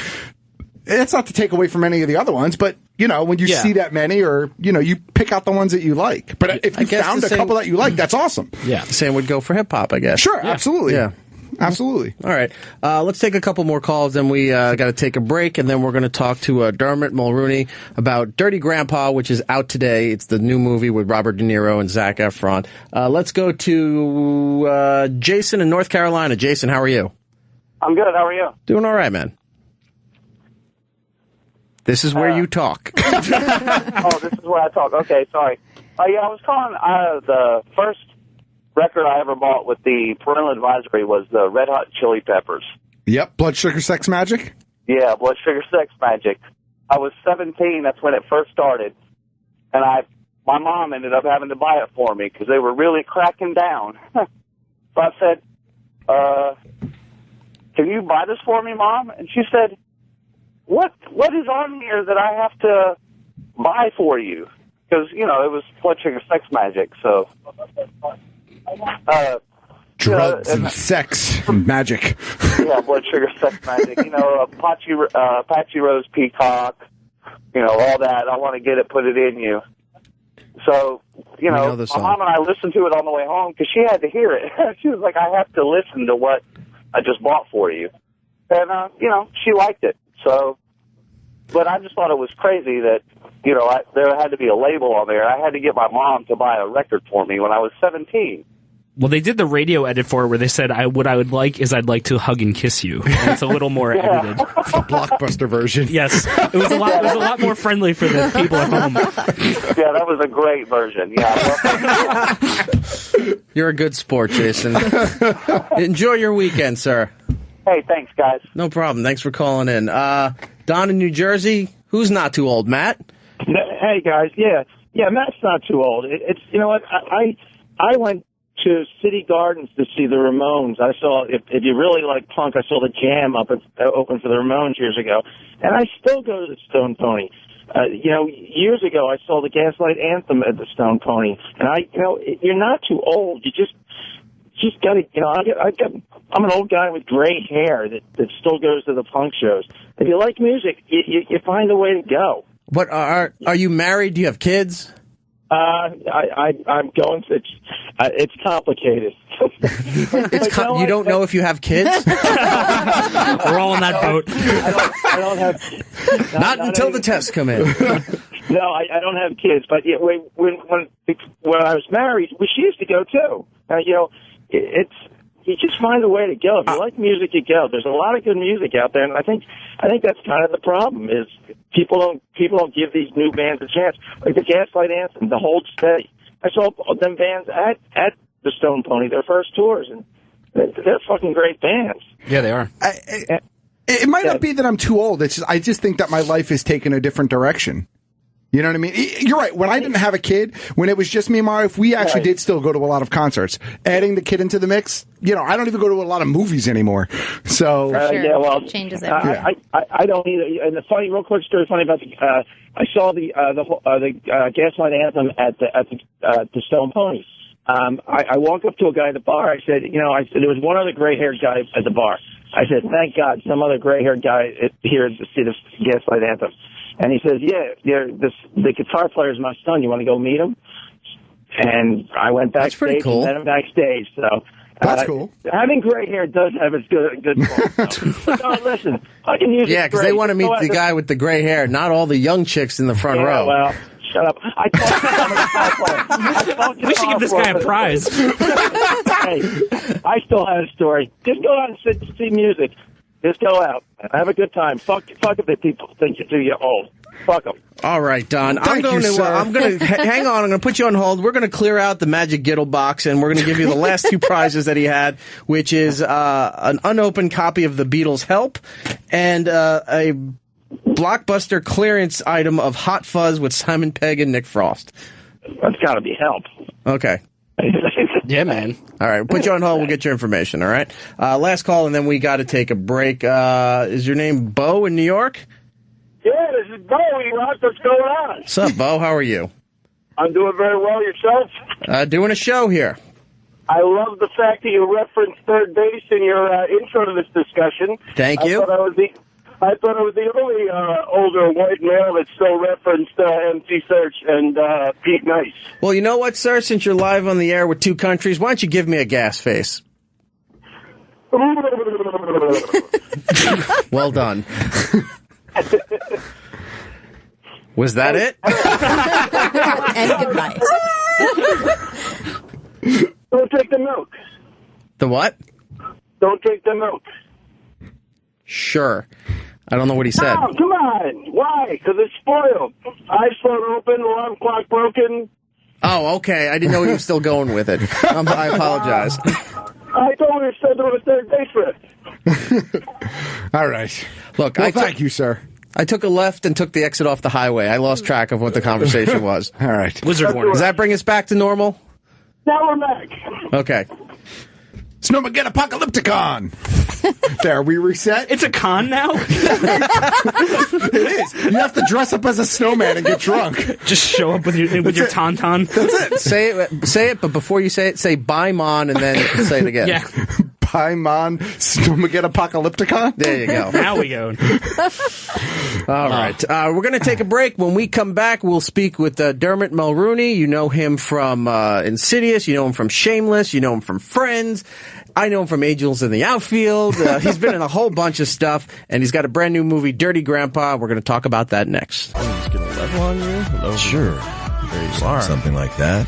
Dermot Mulroney. Everyone has such a deep, professional voice. I gave you one. And I just sound like I'm 14. Hey, well, you'll stand out from the crowd. I will. I don't think. Unfortunately, I just wish I had one of those smooth, deep voices like you do. You don't need it.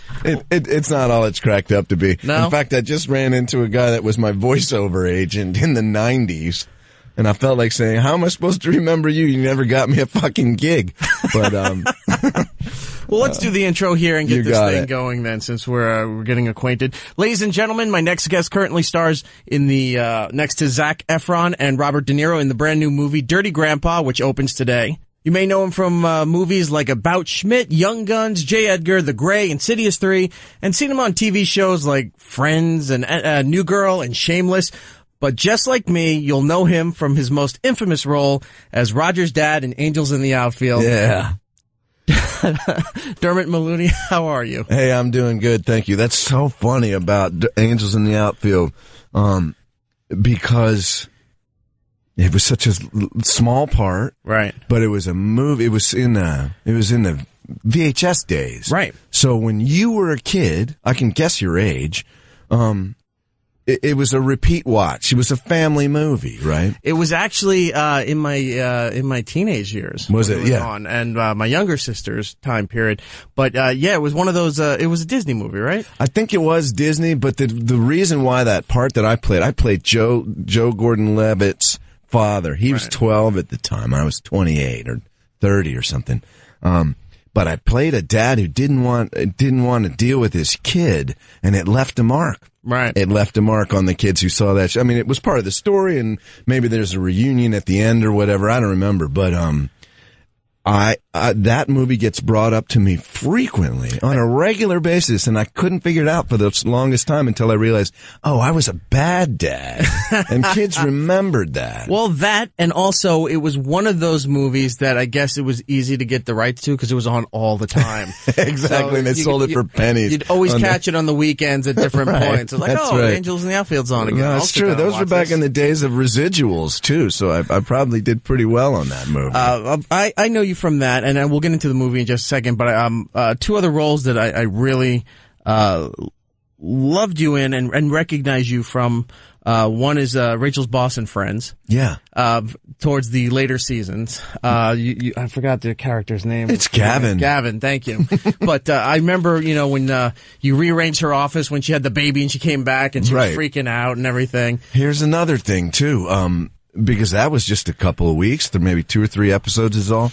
But now Friends, of course, was a smash hit when huge. But it's having its own resurgence now. Nick at Night. Not only that, Netflix, and you watch it, you watch 10 of them in a night, or do how the habits of people, how they watch stuff now, has brought that back, that I'll be stopped on the street for an obscure brief appearance on Friends. Today. That happened today. Of course. But for me, I hadn't heard about being on Friends for 18 years. And literally a month ago, it started happening.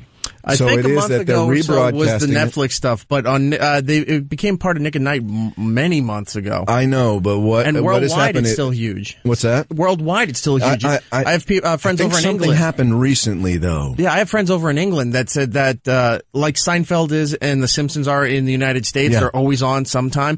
Friends is always on in the UK and in Europe. Yeah, so it's maybe it's just a cumulative, but like a fresh wave, or maybe enough time has gone by that we're kind of looking at that retro now. We're rewatching it or whatever. Anyway, I was kind of mystified why suddenly I'm being, people are coming up, young people are coming up and say, hey, you're Gavin from Friends, which is why I could even remember the name of the character. Right. Yeah. Well, so that's its own phenomenon. Let's explore this then.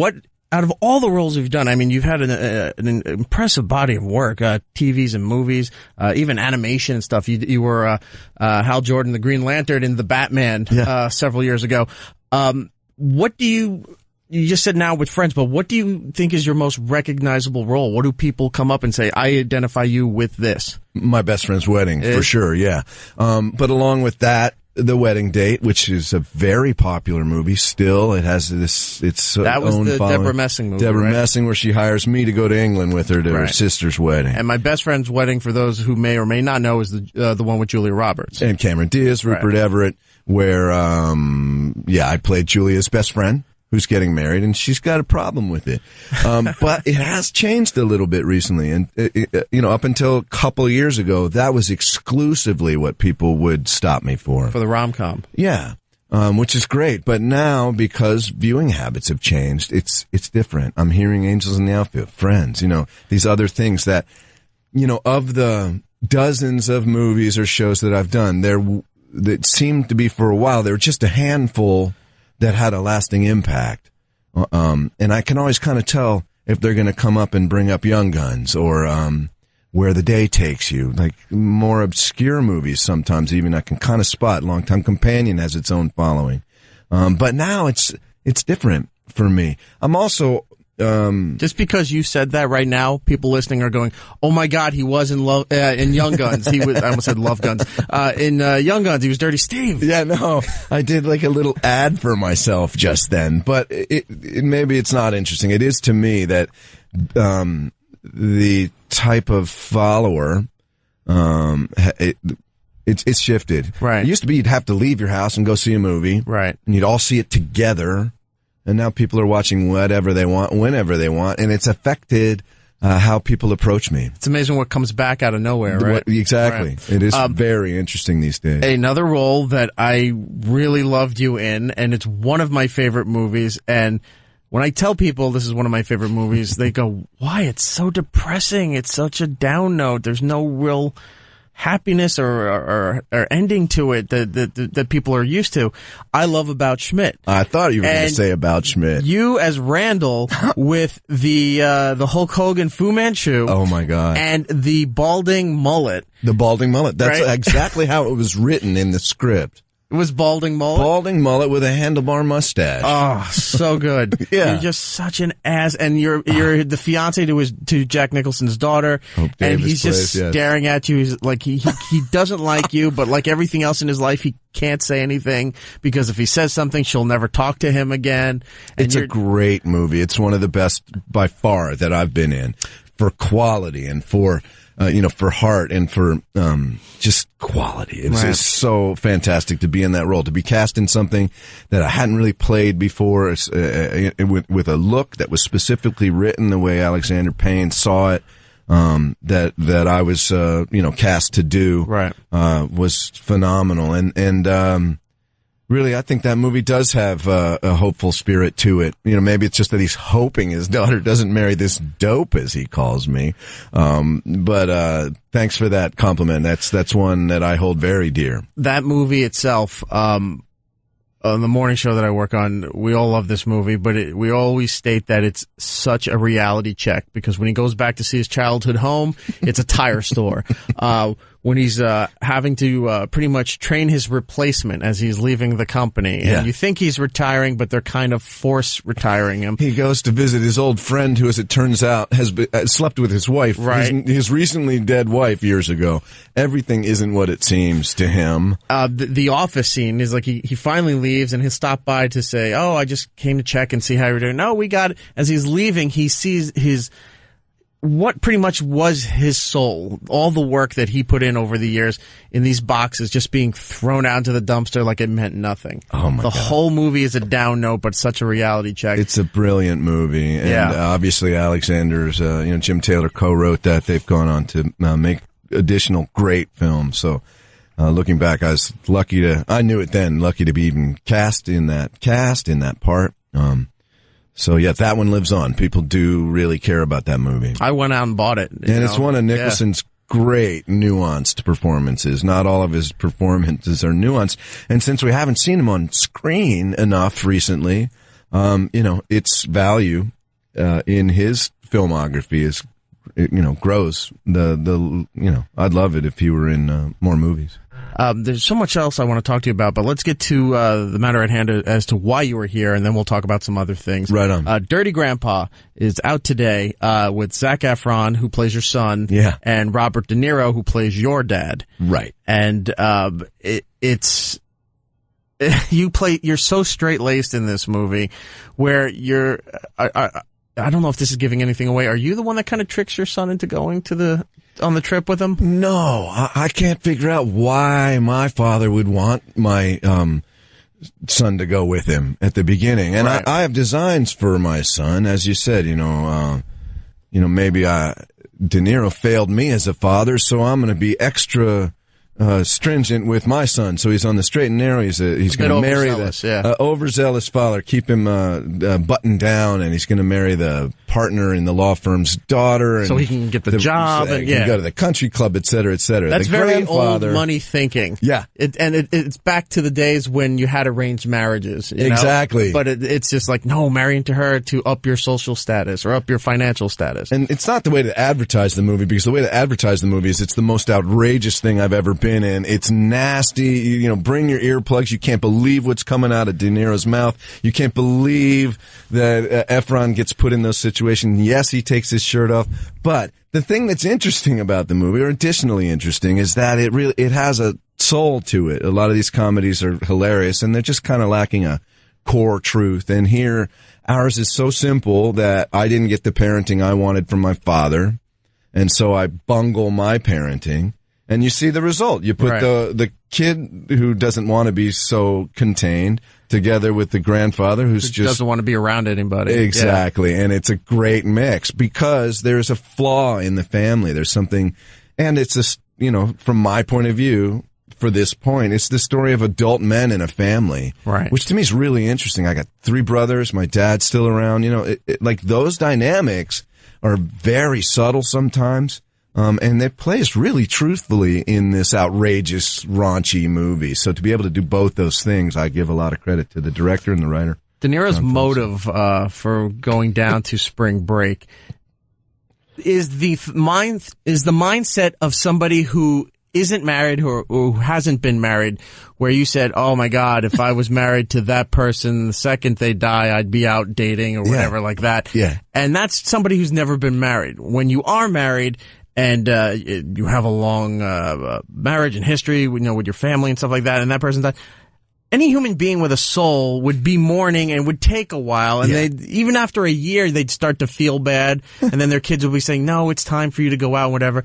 The next day, after the funeral, they're on the road trip, and he's already trying to pick up girls. Oh my God, it's out of control. Yeah, the film opens at my mother's funeral. So he's just lost his wife. He's been widowed, and he can't wait to get his pants off. Right. I mean, it's unbelievable. And there's some stuff in this movie I think the line in the trailer was, she told me on her deathbed, she wants me to move on. Exactly.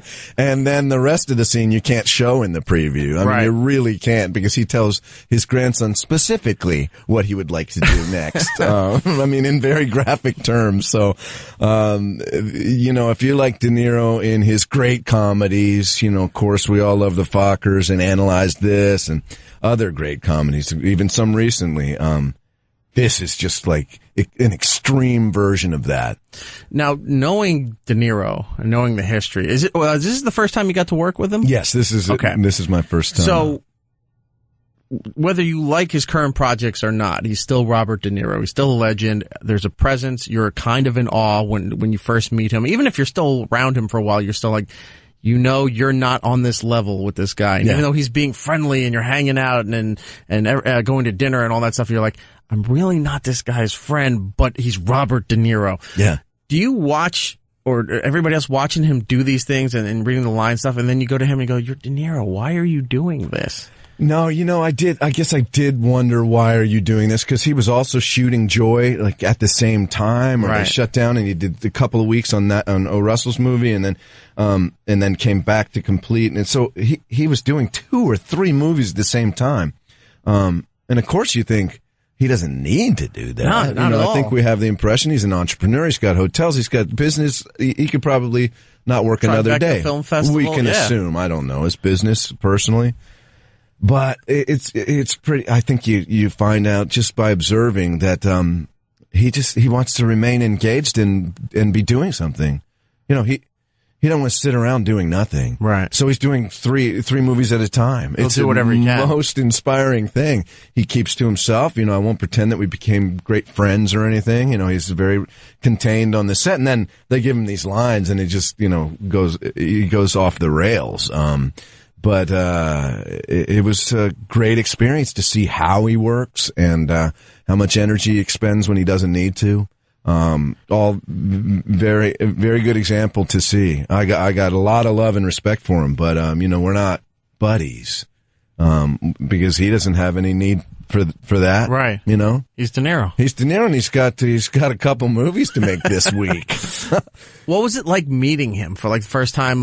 Did you meet him on set? Did you meet him at a table? When did you first get to meet the guy? I think I'd probably met him once or twice over the years at an event or whatever, but it didn't really impact either of us. So really, the first I met him, the first day we shot, I met him on the set, on our marks. Hey, Bob, how's it going? I'm Dermot. It was you said, hey, Bob? Yeah, I knew that he preferred to be called Bob because I asked, or he'd already told other people. He also had already done something incredibly generous. I didn't know it at the time. Somebody looked up the label of the wine bottle that he gave each of us. It was like $1,000 bottle of wine. Wow. With a handwritten note that says, break a leg, Bob, on the very first day of shooting. And this is for 8 or 10 cast members in that funeral scene. So he's aces, this guy, for real. I don't even drink wine, but I thought that was... So you're not going to turn that down. Incredibly thoughtful and cool and like old school, like a good move. So I knew I loved him anyhow, but we just met in the pew at the church, and it was very unassuming greeting. You know, we didn't, Is that, is De Niro one of the guys that you looked up to as far as acting? Absolutely, Do you ever yeah. think you would ever have a shot working with him, or? No, you know, there were a couple of times when I think I was close to getting parts, maybe in Rounders. Remember that movie? Where I thought maybe I'd have a chance to work for him. Just last week, we had Brian Koppelman. Who wrote Rounders. Yeah, exactly. You know, a time or two where I was in the chase to get in a cast with him. This part just kind of came out of the blue. I was thrilled to get the call. And so I'd fantasized, or I'd imagined, being in a cast with De Niro for sure, as one of your idols and one of the great actors living, or of all time. I did not expect to be playing his son, and I did not expect to be, running out the last 3 reels of the movie with, that, you haven't seen what happens to me yet. Right. They can't really reveal it, but there's, some, designs, I guess you'd call them, that have been sketched on my face through the end of the movie. So, suffice it to say that I'm drawn into their mayhem unwillingly. There's a Sharpie involved. There's a Sharpie involved, exactly. And, so once we're toward the end of the shoot, or my part of the shoot, and it's me and Bob and Zach and Jason Mantzoukas in an ice cream truck. Jason's great, by the way. Do you know his other work? Genius on The League. Yeah, and he has a great podcast called "How Did This Get Made?" Yeah, where him and Paul Scheer just sit down and they dissect old movies, like start to finish, and they try to figure out like who funded this thing, who approved it. Yeah. No, Jason is one of a kind, a true, intensely talented comedian, and is hilarious in this movie. So some of these scenes, I just have to be there, you know, and the heavy lifting's done by true geniuses, Bob included, and Zach does an incredible job. Straight man to a certain extent, but really has great comedic timing, and it's fun to see all that. To be in that little group. Running out of time with you, I want to get the plug in again real quick, and then wrap up here with you. Dirty Grandpa, it's out today. Go see it. Did De Niro send a Christmas card to his movie son? No. Like I said, we're not. You know, I would love to, but I can't claim we're friends. Right. So I'll look forward to another job with him sometime, and have nothing but fondness and respect for him in the meantime. Before you go, one movie that I saw you in last year, and I'm a big fan of the whole franchise. You were in Insidious 3. Insidious 3, yeah. That is a horror movie genre that I'm not into the slasher film stuff, but like the suspenseful, scary stuff, paranormal kind of stuff. I've been learning to enjoy and stuff. This movie was a prequel to the story to show you where it all kicked off. Yeah. And you as the father in the role there, amazing. And that window scene. Yeah. Terrifying. Yeah. I just rewatched it not too long ago, and that thing freaks you out because you look out the window, nothing, and then you turn around again, and the thing's there grabbing you to pull you right out of the window. It was an amazing shot. I knew when the director was working on it that it was going to be really effective. It's definitely a high point in the horror scares in that movie, and it was all done practically too. So if you can picture it, the camera follows me out to look at the window. No, I can't say it's all practical because they applied green screen there. So you see the body on the cement. Right. That's added with visual effects. But the practical part, the camera returns and goes to look out the window with the girl, and that guy's right there. So he's on a stunt wire, and he moves in while the camera comes back in the window. So that's all for real, and he comes right up in your face. So while you're shooting it, you don't expect it to be as terrifying as it is until you see the final cut of it. It was great when I saw it, but I really had high hopes for that shot. It was highly technical, the timing, getting him in while the camera's just only momentarily pointed the other direction, and et cetera. I really thought that was going to be the best scare in that movie. And it was great to join a popular franchise. You know, some people actually say that's the second best Insidious movie. I think it is. Right on.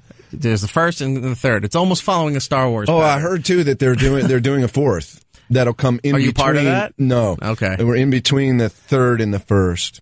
There's one more in that prequel world. Keep putting them out. That's what I said, for sure, yeah. Lee yeah. Wanell is the writer-director of those and does a great job with those movies. I have officially run out of time. Hey, right on, I man. am so sorry, but I could talk to you forever about all the... I mean, there's so much other stuff that you've done, but we haven't got into it. Picked out some good ones. I'm a big fan of yours. Dermot Mulroney. The movie is Dirty Grandpa. It's out today. Go see it. Of course, Zac Efron, Robert De Niro. That's a great cast.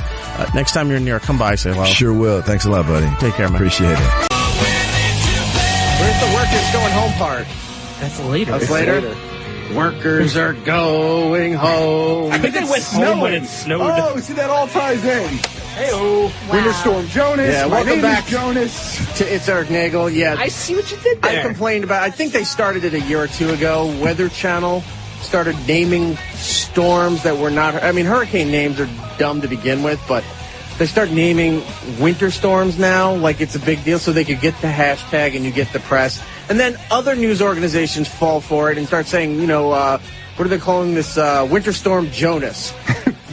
Weather Channel made it up. It's their own bullshit. How did they get to And J? now, What like- was like A through K? I don't know. Or yeah, like what were L rather? Candid. I don't know. It's so already dumb. at J. We missed them. They were out west, or they were in the Arctic, or some nonsense. I want to hear the workers going home. Turn it up. There we go. Workers are going home. The workers are going home. Bananas. Workers are going home. We're going home in 15 minutes. And missing all the snow. Yay! Anyway, we're back here. Thank you to Dermot Mulroney, Dirty Grandpa, with him, Zac Efron, and Robert De Niro is out tonight. So if you're in one of those areas where you can get to the movie theater and go see it, or if you're in an area that you just don't want to deal with the snow and you want to brave the storm, sure, go out and see that. You can kill it, Lewis. We're Huzzah. done. We only have a few. No, we got some time before we get out of here. I want to bring here David Zany. He's a guy that reached out to Giddles and myself, I think a couple of months ago. Oh, yeah, on Twitter. Oh, wait, let me put you're on that one there. I started my campaign in Twitter about in August or so, reaching out to people. And David made a movie.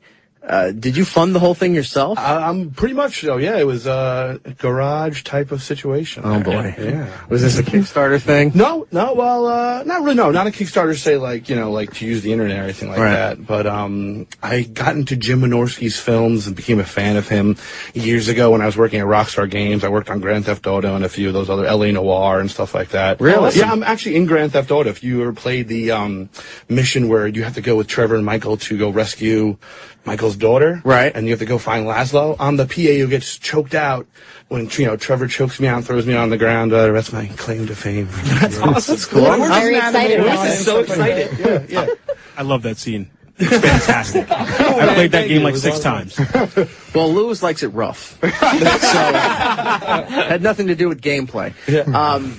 Yeah, I was in a couple of the Grand Theft Autos. Sure. I think 4. I'm a caller that's always yelling and screaming at how I want to kill Laszlo. Yeah. Well, we both know Laszlo. I think right. It's unusual. And in Vice City Stories, I'm a gay jogger on the beach. Oh, excellent. Okay, yes. So I'm wearing shorts, and when you beat me up, I'm screaming all these things and saying that you're ruining my hair and all that stuff like that. I have this awful picture in my mind now as E-Rock from the guy from Reno 911.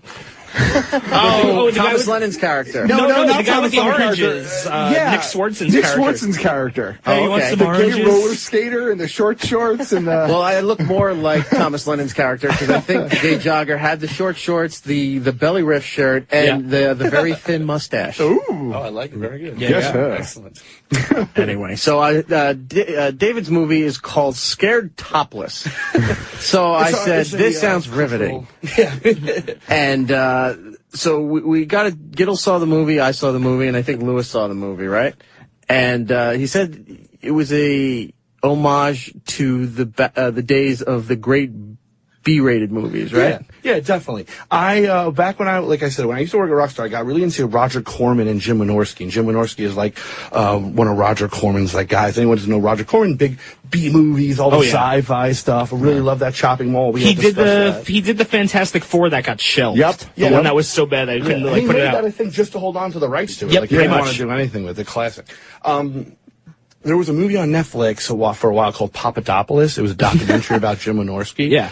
Did you ever catch that? I caught half of it. I didn't finish it, but I've seen it, yeah. It shows the whole process of making one of these Skinemax movies, these late-night Skinemax movies. And I saw that, and I was just like, this guy's awesome. I was like, a Deathstalker's the shit, Shopping Mall. I remember all those classics. I was like, this is kind of cool. I reached out to him on Facebook, kind of like that's what I do. I just reach out to people on social networks. And it works. It works. Became his friend. Worked on a few of those movies with him. I created I was a creature wrangler for a one on Cinemax called The Love Bug or the Sex something or other. But I was like the puppeteer for like this bug, like sexual bug monster or whatever. And I had built it and done all. So we became friends, and I said, you know what, Jim? If I can pull the resources together, and develop an idea. Can you help me? Can we do one of these movies? I would love to do one of these movies. I was looking for something new. Grand Theft Auto was coming to a close. I was questioning what I wanted to do with the future and stuff like that. So, left my job at Rockstar, opened up my little cottage company, my little cottage industry company, and made Scared Topless. And we have another one, too, called Shark Babes. You can find them both on Xbox. Are they dressed One. like sharks? No, they don't turn into sharks. They're like a shark. Is it like that animated shark cartoon? Remember? Jabberjaw? Street sharks? Jabberjaw. Street sharks. They're more like Baywatch, but except they have more of a. So it's a shark jiggling as he runs slowly on the beach? Focus rather than a life-saving focus. Like a lifeguard, okay? Yeah. I was picturing sharks with breasts. No. Fortunately, that's not the sequel. That's the sequel, yeah. The movie's called Scared Topless. Where are they getting scared topless in the movie? Well, there's a fair amount of toplessness in there, Mr. Eric. No, I know it's there, but it seems very willing. Oh, like there's nothing scaring them into being topless. That's very true. They're scared. Some of the fright that goes along with that happens off camera, and then we jump in just to catch the good parts, I guess. Okay. The movie starts off with a girl cleaning a car. Yeah. I want to say one thing before we kind of go into this. Okay. We made Scared Topless in 2 days. I believe Scared it. Topless fair enough. In 14. That wasn't a shot. I was just saying. No, it's fair enough. In 28 hours, 2 14-hour days. You know what? I think that's pretty good, man. Pretty good. You know what I mean? Yeah, that's what was an interesting concept. We're gonna kind of do this marathon feature. Like, did you have to get like the actors like that fast, or like how long did it take to write the script and then like film it in 26 hours? 4 or 5 months to get everything put together. That's cool. Then you go out there and you do location scouting, and do all that jazz and put it together. That's cool. Yeah. So did you have any interaction with any of the female actresses in this movie? Or no? They were all very professional. It's it's not the porn world. It's they are. This is the sci-fi and horror movie world, and then, but it has like this. I don't know. It's like this reminded me of like being 15 and watching Showtime at 2 a.m. and being like, "This is my first introduction to pornography." Like girls riding on top and still covering their crotches. You know what I mean?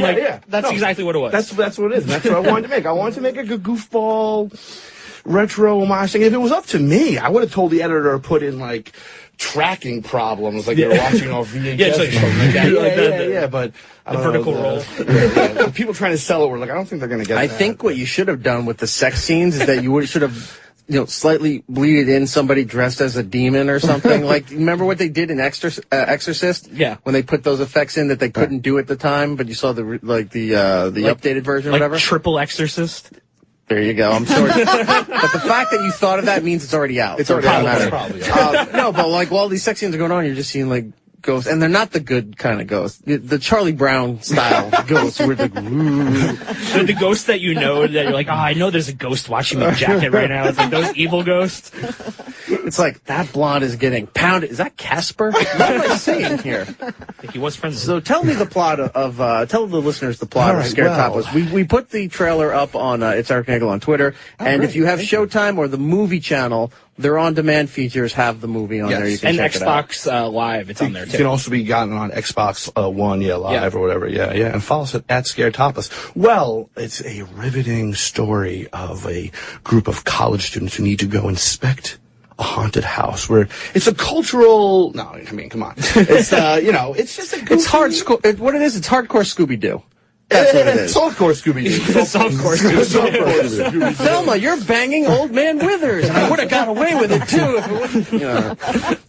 You know what? I'm a guy who likes, I like haunted houses. I like castles. I like history. And I like boobs. I do like boobs. I think most guys like boobs, but I don't know. There's something different about the way that some of these movies. I think boobs in a horror movie that you see for like 10 seconds is way better than like some porno thing on the internet. Yeah, I don't know. You know what I mean? I've heard Gilbert Gottfried say that before, and I have always totally agreed with them on that. But the problem in the horror movies is the second you see those boobs, you know that girl's getting. She's getting it. She's dead. Yeah. Like I'm a Jason 3 seconds sympathizer, left. so I'm a Jason Voorhees sympathizer, so I would agree with that. Yeah. That's why when I'm scared, I always keep my top on. You tuck in. You tuck in. tuck. Yeah. Tighten the belt and tuck it in. Lisa's like scared sweatered. Full disclosure, David, Lisa was seriously concerned throughout this whole show that she was going to be scared topless. It's a scary thing. I mean, listen, when a house is haunted by these sexually crazed spirits, you know, there's not much that you can. Well, the thing is, it is There's not funny. much you can do, but get topless. Get topless. That's why when I run around topless, I always just say I was scared topless. Yeah. That's my excuse. But nobody asked you to be topless. You just forced it upon everyone else. Well, because I was scared. Okay. You know, if you ever tried to do another film, it has been proven as far as the internet goes that Lisa has a lovely set of feet. If you need some proof, you can go to WikiFeet and see Lisa Correo on there. Okay, well, my friends are laughing because they always joke about how I'm a foot guy, you know, so. Maybe your feet could haunt the next movie or something. Scared footless. Look, she did play a witch on a Nickelodeon show. Actually. So she has horror and frightening experience. Show. I'm scared barefoot right now. She was a witch? On what? I love Nickelodeon. I mean, I'm a big Nickelodeon guy from back in the day, like Pete and Pete and Pete Pete's great. You know, all that stuff. Is that the era we're talking here, or No, just recently a show called Every Which Way, and I played a witch. Cool. She has haunting experience. Oh, there you go. There we go. I think we made a connection. Hopefully it's a paid gig, Lisa. If not, that's up to you. If you want to go in a creative direction, that's everything here. So what's next after Scared Topless? So actually, we're developing right now a Scared Topless graphic novel with my good artist friend Tom Travers. Check him out on the Twitters there. Okay. But it's not just a rehashing of what the movie is. You know, listen, if I had my choice, if I had more budget, I would have put way more story in it. I would have put better special effects. I would have got a little bit more crazy with the, with the plot. So that's what we're trying to do with the graphic novel. Picks up right from where the movie ends. And it's still going to have some sexuality in it, of course, because it's got to by nature, but we're going to do more story. Cool. Yeah. All right, David, give out the information. What's the website, the Twitter, all that stuff, so people can check it out. So check us out, scaredtopless.com. Follow us on Twitter at scaredtopless. Check us out on Showtime, or check us out on Xbox Live. Search Scared Topless and Shark Babes. Cool. Yeah. Shark. Does it have a cool theme song? Is there a good... There is a Shark Baby theme song. Yeah, check it out. I think I might have it on... I don't know. Sharkbabes.com. I thought you'd have the ringtone or something ready. Yeah, well, no. I got put classical music recently. You got to think the modern age. Ringtones, all the digital stuff. Love it. All right. Love it. David Zany, Scared Topless, and Shark Babes. Very cool. Is the other movie. I'll check out the graphic novel, too, when it comes out. I'll send it over to you guys. I'll send it over to you guys. Yeah, absolutely. We are running out of time here on the show. Thanks to Josh Radnor. Damn, I thought I was going to choke. Gonna make it, Eric? Josh Radnor for his new show, Mercy Street on PBS. Of course, he was Ted on How I Met Your Mother. We spoke to Dermot Mulroney. Dirty Grandpa is out. Becky Lynch, thank you so much to the WWE. Royal Rumble is this Sunday, 8 p.m. Get it on the WWE Network for just $9.99. It's definitely worth the money there. Matt, let's go around the room, get the plugs in. GeekStuffOG on Twitter and Instagram if you want to check me out there. And the podcast I do, Geek Stuff, is up every Thursday. Episode 400 coming up next week, almost our 10-year anniversary. So check that out. There you go. GittleBase Gittlebase on the Twitter, Instagram, Xbox Live. I got a chocolate takedown coming around February 14th weekend, whatever Valentine's Day weekend is. Yeah. So if you guys want to come eat some whatever chocolate shit I make coming out. Well, you're a real salesman. I'm trying my best. Lisa. Wednesday, I'm at Caroline's opening for Mike Lawrence. Get $10 tickets using the coupon code Batman. And then February 2nd, I'm doing the roast battle at the Stand. There you go. Lisa Crayo on Twitter and Instagram and all that stuff. Also want to throw a thank you to Justin Jung, who sent us some beers from Minneapolis, Minnesota, Surly Brewing Company. We're going to have to talk about these next week. We'll talk about these next week. We have the Furious, and what's the other one here? The Bender. The Bender is very delicious. It is very delicious. So we will talk about that with more detail next week. It's Erik Nagel on Twitter, Instagram, Facebook, YouTube, and wherever books are sold. And then also E-Rock Radio if you want to check my stuff out. Next week, I don't know what we're doing. We'll figure it out. I think the guys we have a week. The guys from the Venture Brothers are going to be on the show next week to promote the new season 6. Sweet. Very cool. So fingers crossed. Hopefully that happens. I think that is everything. Yep, that's it. So until next time, for everybody here, be seeing you. It's Erik Nagel. And that's all the time we have. Follow the show at It's Erik Nagel on Twitter, Facebook, and YouTube. Unless we do something stupid or something better comes along. We'll be back next time here.